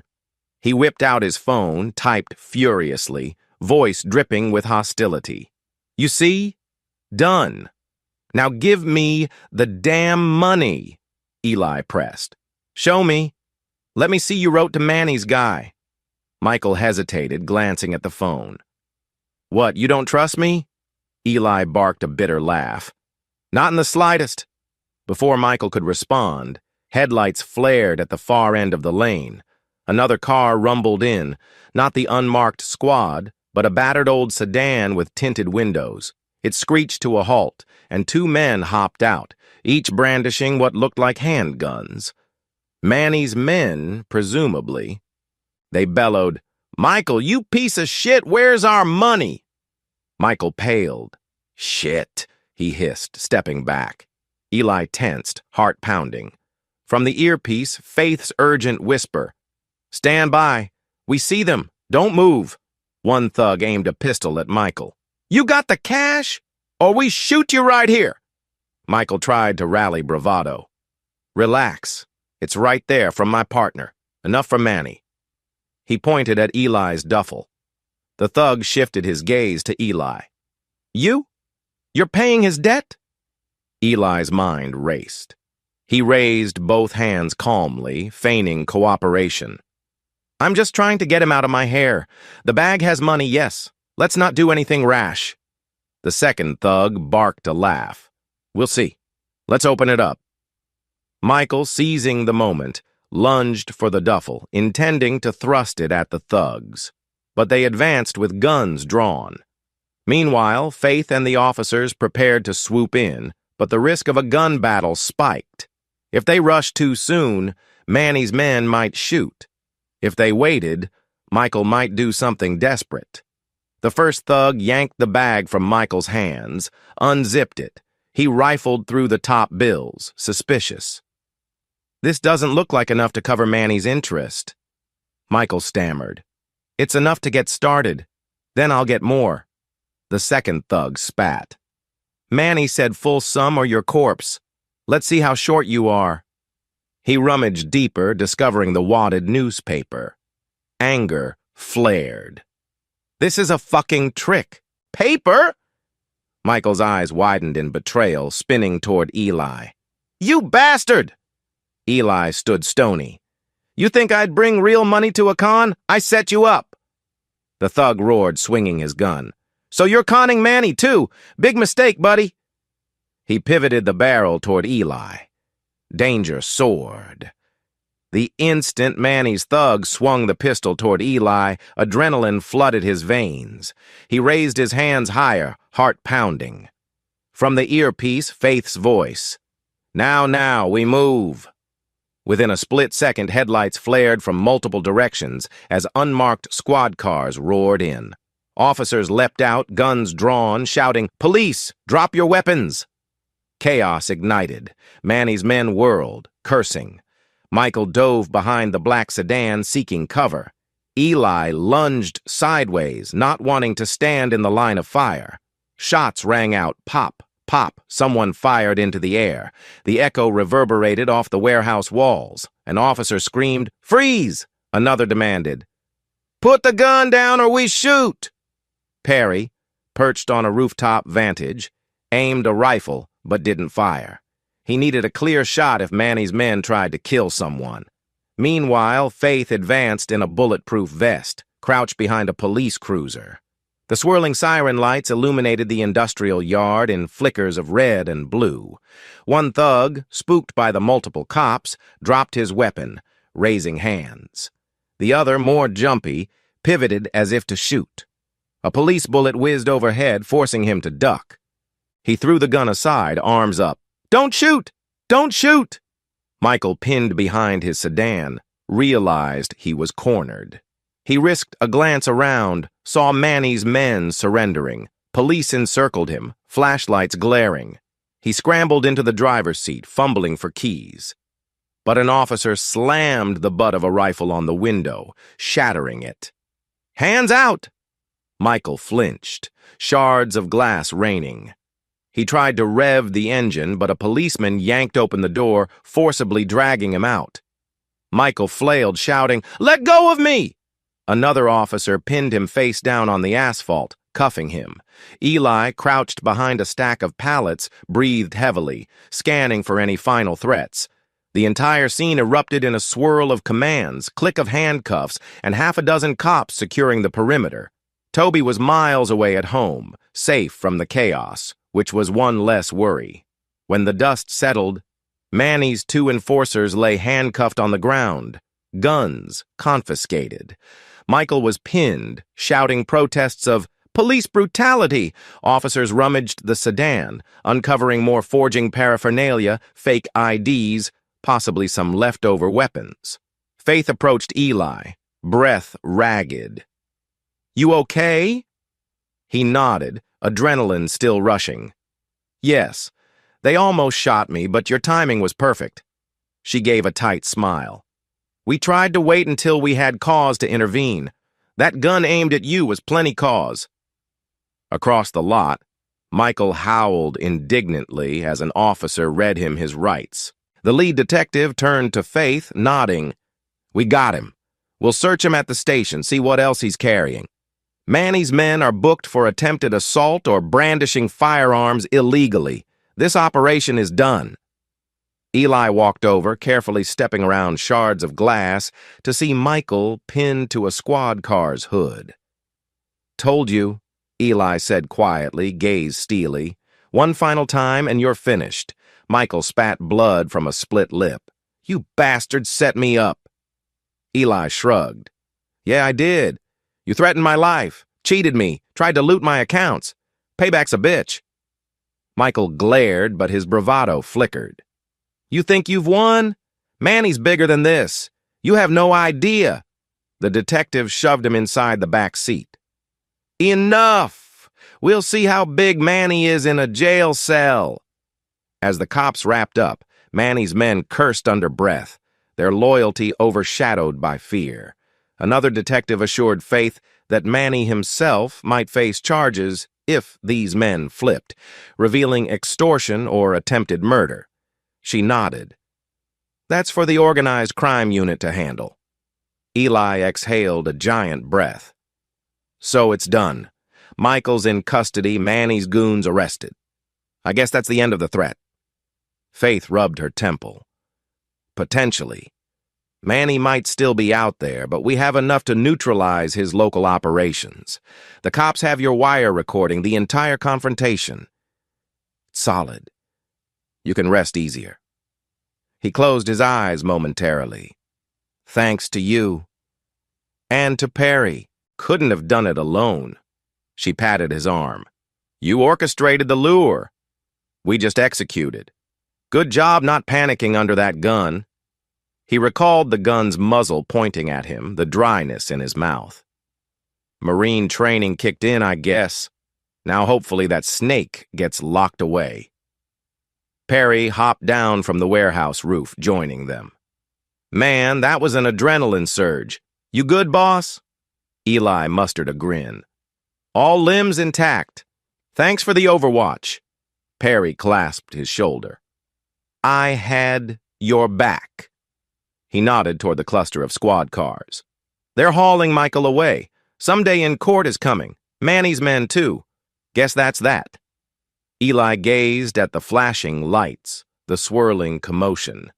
A sense of finality hovered in the night air. Michael's done. The fiasco might truly be over.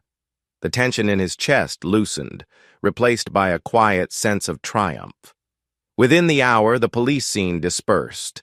Faith left with the detective team, transporting Michael to the station for formal booking. Manny's men had a separate squad car. Eli lingered, leaning against his SUV, letting the night's adrenaline fade. He stared at the moon overhead, faintly glowing behind drifting clouds. A wave of exhaustion hit him. Perry clasped his arm again. "Let's go grab a bite or something, man. This was insane. You must be starving or shaking or both." Eli realized he hadn't eaten since midday. A burger and a stiff drink might be good right now. So they headed to a 24-hour diner, sliding into a booth. The overhead fluorescent lights buzzed. Toby, left at home, was safe. They each ordered a greasy cheeseburger and coffee, the warmth of the simple meal grounding them. Perry cracked jokes about the battered newspaper, money. Eli allowed a soft chuckle. He really thought I'd cough up real cash. By the time they finished, it was close to midnight. They parted ways, each heading to their own place. Driving home, Eli rolled down the window, letting the cool air rush in. Michael behind bars. Manny's men arrested Bridget safe from them, presumably. He wondered if she'd heard about the bust. Possibly the cops would inform her. He parked, grabbed his sidearm from the glove box to keep near. Toby greeted him inside with a wagging tail. He sank into bed, mind whirling. The final confrontation had come, and he emerged victorious. At last, he thought. The threat is gone. But was it truly? Manny was a bigger figure. Maybe the cops would root him out, maybe not. Yet, with Michael in custody and Manny's local enforcers snagged, the immediate danger eased. He drifted into a deep sleep, Toby curled at his feet, a sense of closure brushing the edges of his dreams. The following day, phone calls bombarded him. Local papers wanted quotes about the drama at Redwood Industrial Park. Somehow rumors leaked that a sting took place. He refused to comment. Faith texted updates. Michael's being charged with attempted grand larceny, forgery, assault with a deadly weapon, the confrontation at your place, and conspiracy. Manny's guys face weapons charges. The DA is investigating further. Good job, Eli. He read the text with a subtle grin. Finally. Barbara, his divorce attorney, also rang, saying, "This cements your position in the divorce. If she tries to recant the settlement, you now have bigger evidence of her collusion with a criminal. I doubt she will, but rest easy." Eli appreciated the reassurance. The last step was finalizing the judge's signature on the settlement. Maybe within a week or two, he'd be legally free of Bridget. 7 years undone. But it's for the best. He spent the afternoon working on new PI cases, background checks, skip traces, missing persons. It felt almost normal to return to mundane tasks. His phone occasionally beeped with messages from well-wishers or curious acquaintances who heard the rumor that Eli overcame a major threat. Some called him a hero. He brushed it off, focusing on the immediate, ensuring his life was stable again. A flicker of longing for normal companionship stirred in him.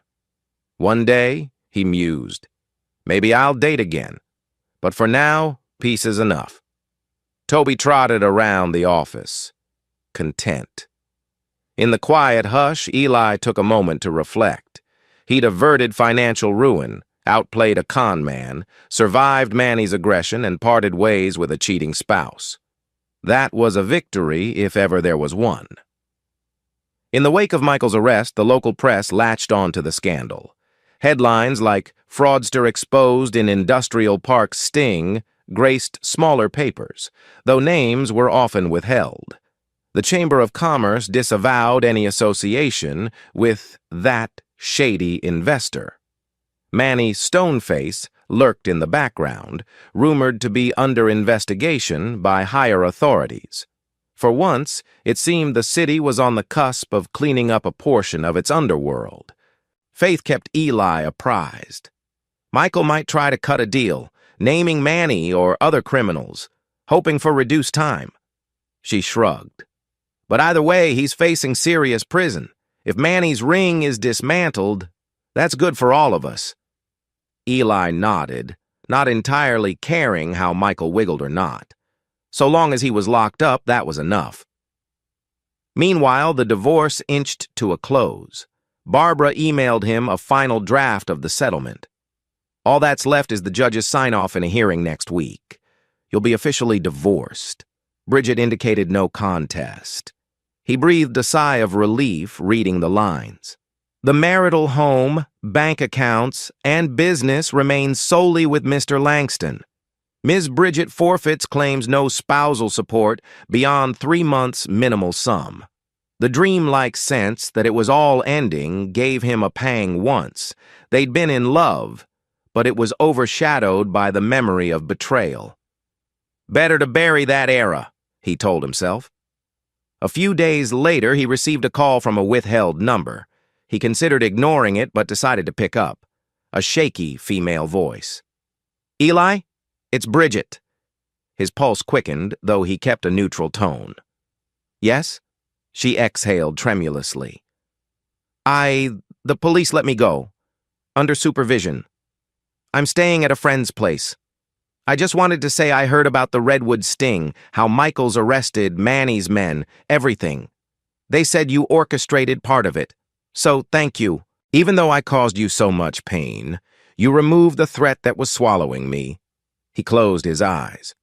"I did it for me, not for you. But I'm glad if you're out of danger." She sniffled. I want to apologize again. You didn't deserve what I did. I was stupid, lost, greedy. I believed in illusions Michael spun. I know I can't fix it." Eli nodded, voice even. "That's right, you can't fix it. The divorce hearing is soon, then we're done." She choked out a sob. "Yes, I'll sign whatever. I just hope one day you'll forgive me or at least not hate me." He sighed. "I don't hate you, Bridget. I'm disappointed, I'm hurt, but I can't waste energy on hate. Just move on, keep out of trouble, maybe rebuild your life." Her voice wavered. I'll try. Goodbye, Eli." She hung up. He stared at the phone, chest heavy. The faint echo of her sob lingered in his mind, but he steeled himself. It's over. Time moved swiftly. The hearing for the final divorce decree arrived. Eli, clad in a crisp suit, entered the family court building with Barbara. The corridors bustled with attorneys and anxious couples. He spotted Bridget in a corner, subdued, wearing a simple dress, hair unstyled. She looked paler, thinner, weighed down by guilt and regret. They exchanged a brief nod. No words needed. Barbara guided him to the front. The judge, a gray-haired woman with a non-nonsense demeanor, perused the settlement file. "Both parties agree to the terms?" Barbara spoke for Eli. Then Bridget's lawyer confirmed for her. The judge eyed them. "Any last objections or additions?" Bridget shook her head. Eli remained silent. "All right," the judge said, stamping official pages. "I find the settlement valid, equitable under these circumstances. The marriage is dissolved as of today. Best of luck to you both." She banged the gavel lightly, signifying closure. Eli exhaled, a wave of finality washing over him. Just like that, 7 years ended. Outside, Barbara congratulated him. "It's done. You have your life back. She can't claim a cent beyond the agreed fraction. And we have no criminal liability pinned to you. If she faces further trouble with Michael's case, it's on her alone." He nodded, eyes drifting to where Bridget stood alone, gazing at him from a distance. She mouthed something maybe, "I'm sorry," or "Thank you." He didn't linger to interpret. He turned, walked away, the last cord severed. As he reached the building's exit, Perry texted, "Congrats, man. End of an era. Let's celebrate?" He typed back, "Sure. Let me gather my thoughts." That evening, Perry and Faith joined him at a quiet, cozy pub near the edge of town. They took a corner booth, ordering burgers and beers. Toby had to stay home, but that was fine. Some celebratory hush was needed. The place was half empty, background music gently twanging from overhead speakers. Perry raised a beer. "To your official freedom, buddy. You survived a cheating wife, a con man, and Manny's menace. Not bad for a year's worth of drama." Faith clinked her glass. "Hear, hear!" Eli smirked, tipping his bottle back. The beer's cold bitterness felt oddly symbolic, a bitter journey, but also refreshing liberation. "Thanks, guys. Couldn't have done it alone." They chatted about random topics.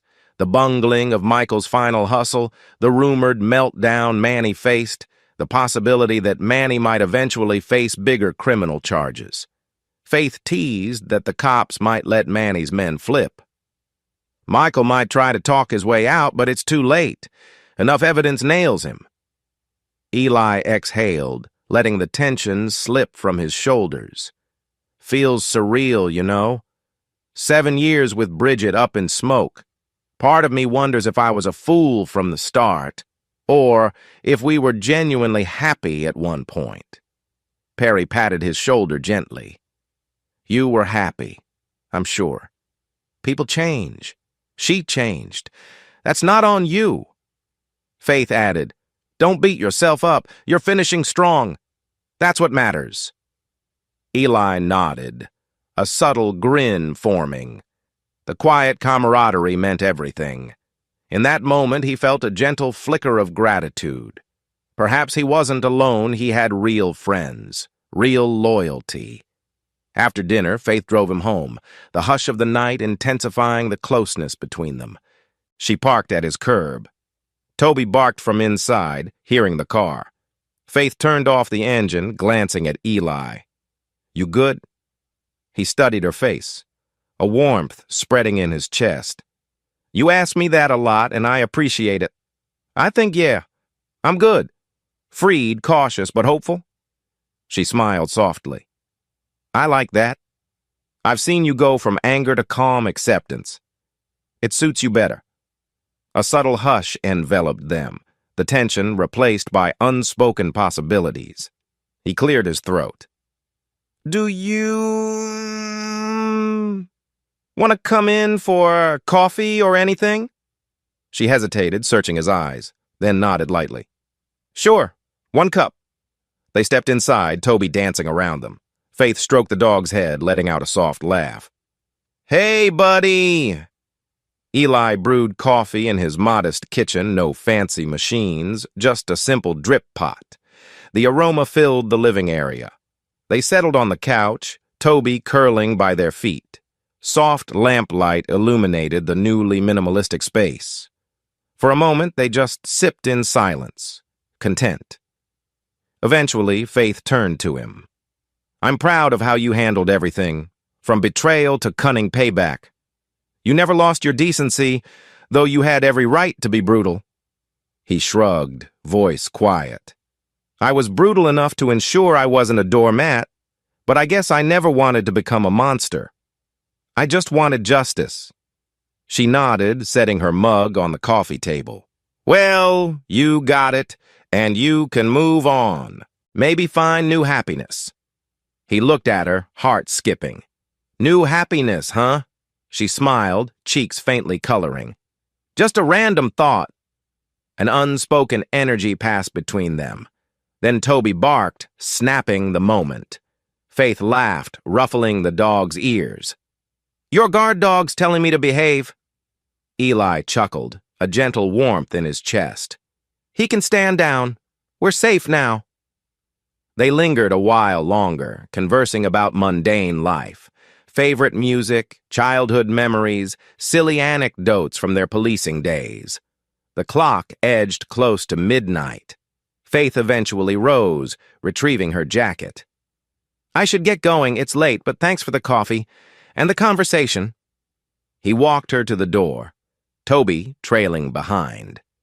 In the porch, lights glow, she turned, eyes meeting his. An unspoken tension hovered. She pressed a soft kiss to his cheek, lingering. Take care, Marine, she whispered, smiling. He swallowed, nodding. You too, Detective. She left. He stood there a moment, heartbeat pounding, a quiet grin forming. Toby wagged his tail as if sensing the shift. Returning inside, Eli felt a wave of peaceful contentment. Maybe life after betrayal can hold something good. In the next few days, final legalities concluded. The judge's signature arrived, sealing the divorce fully. A courier delivered the official decree. Eli stared at the piece of paper, reading the lines. Decree of dissolution of marriage. Time date stamped, the official court seal. No tears, no regrets. Just a sense of closure. He rummaged up a small metal box of old wedding items, photos, a ring, a happy anniversary card. He considered incinerating them, but decided to stash them in the attic. He wasn't sentimental about it anymore, just no desire to flaunt them. The ring, ironically, was worthless to him now. Maybe one day he'd toss it or pawn it, but for the moment, it lay at the bottom of a dusty chest. With that final act, the era of his marriage to Bridget ended. She was out there somewhere, cooperating with the cops, facing her own consequences. He had no illusions of a future with her, not even as friends. The best mercy he could grant was ignoring her existence. A month passed, bringing a slow, steady return to normal. Michael, indicted on multiple counts, awaited trial. Manny Stoneface was rumored to be under federal watch. Bridget presumably stuck to a low profile, occasionally popping up on local rumor threads as the woman who aided that con man. People whispered she might relocate. Eli neither knew nor cared. His PI business thrived. Word of mouth about his cunning victory spread, attracting new clients. He took on a variety of cases, from insurance fraud to corporate background checks. Ada, his assistant, joked that he was the talk of the town's detective scene.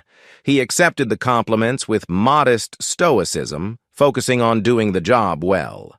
One sunny afternoon, he stepped out of a courthouse, having just provided an official statement for the prosecution in Michael's upcoming trial.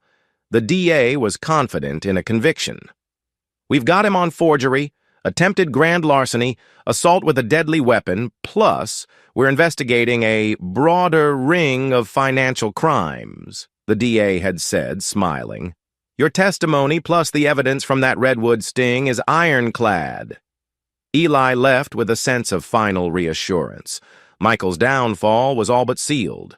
The trial date was a few weeks away.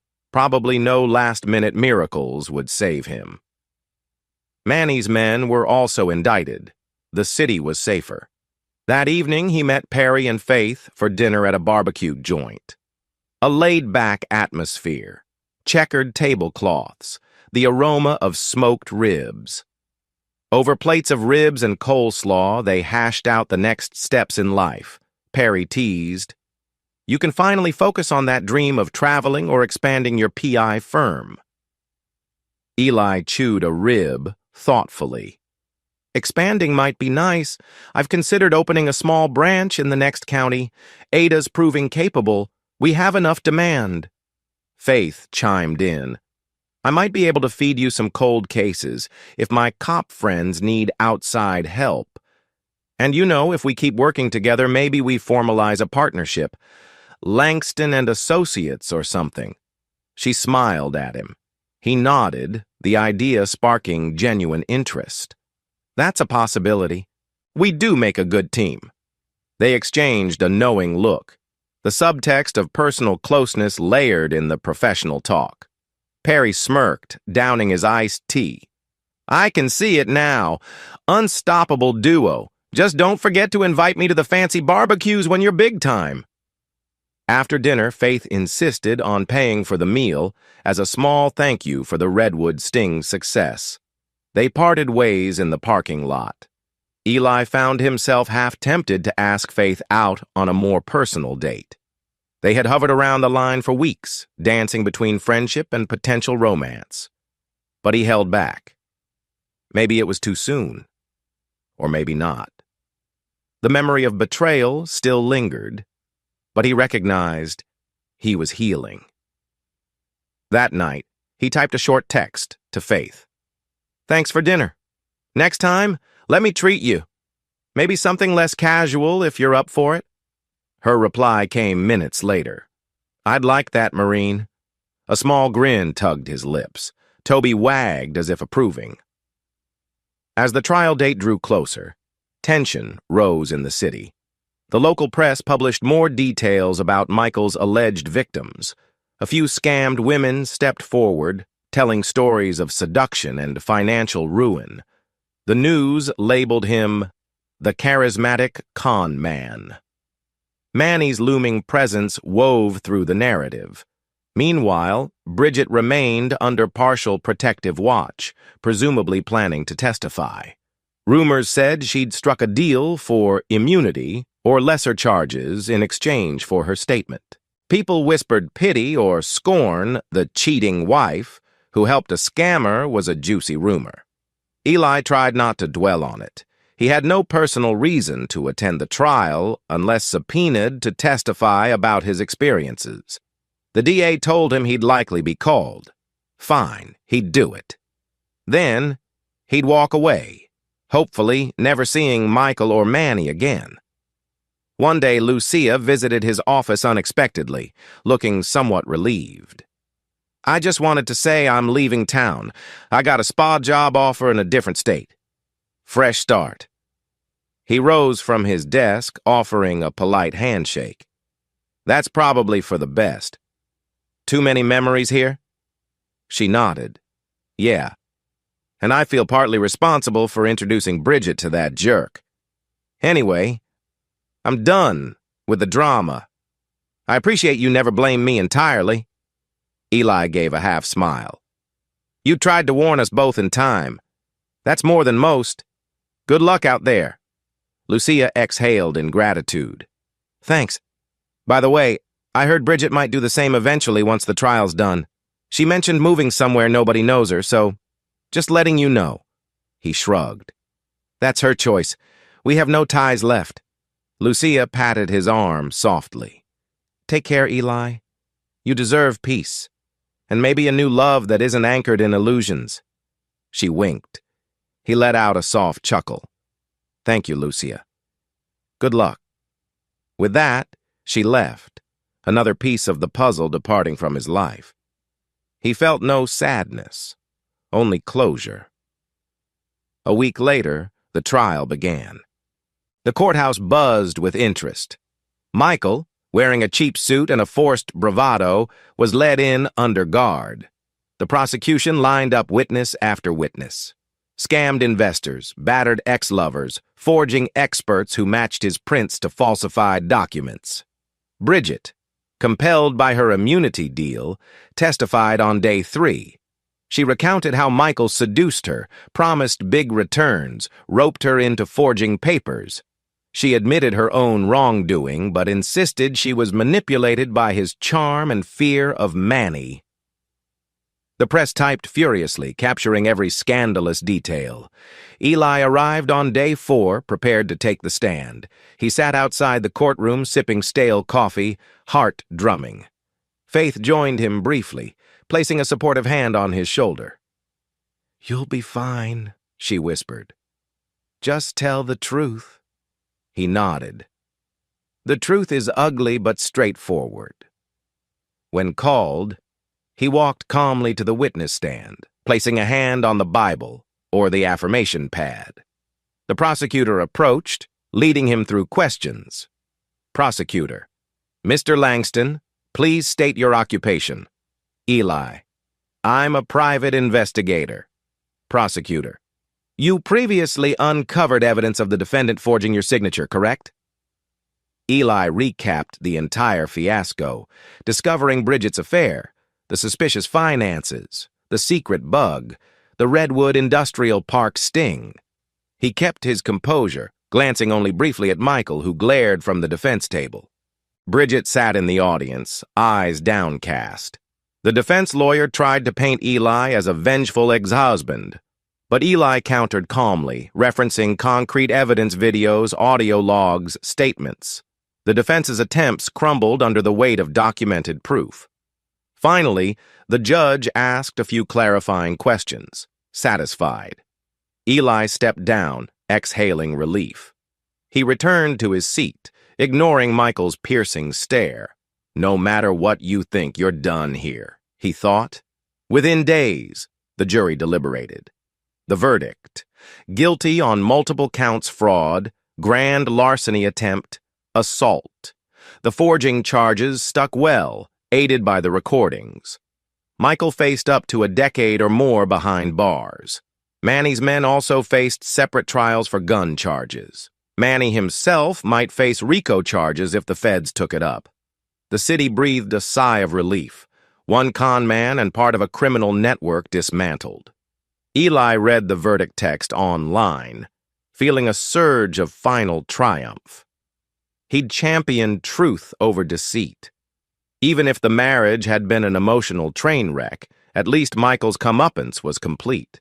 The city was safer from his manipulations. Weeks rolled on. The heartbreak receded like a distant storm. He found pockets of joy in the everyday. Toby bounding around the yard, a good coffee in the morning, camaraderie with Perry, mild flirtations with Faith. He realized he felt free. The swirling anxiety about finances, betrayal, criminals was gone. One warm afternoon, Faith dropped by his office with takeout sandwiches. They ate together in the back, sunlight streaming through tall windows. She teased him. "Remember your vow to take me somewhere fancy next time? Where's that offer?" He chuckled. "Name your day. I'll pick the restaurant." She eyed him playfully. "Make it a real date, not just a stakeout or a forced presence at a gala?" He smirked, heart skipping. "Yeah, a real date. I'd like that. Let's do Saturday?" She gave a soft grin, reaching across the small table to brush his hand. "You're on, Marine." In that moment, a gentle wave of contentment filled him. He pictured a future unburdened by the chaos. Maybe real happiness is possible after all. Hey, listeners of Lady Cheating Tales, if you loved today's story, make sure to hit subscribe and turn on notifications. We've got more thrilling tales on the way, so don't miss out. Thanks for listening, and see you in the next story.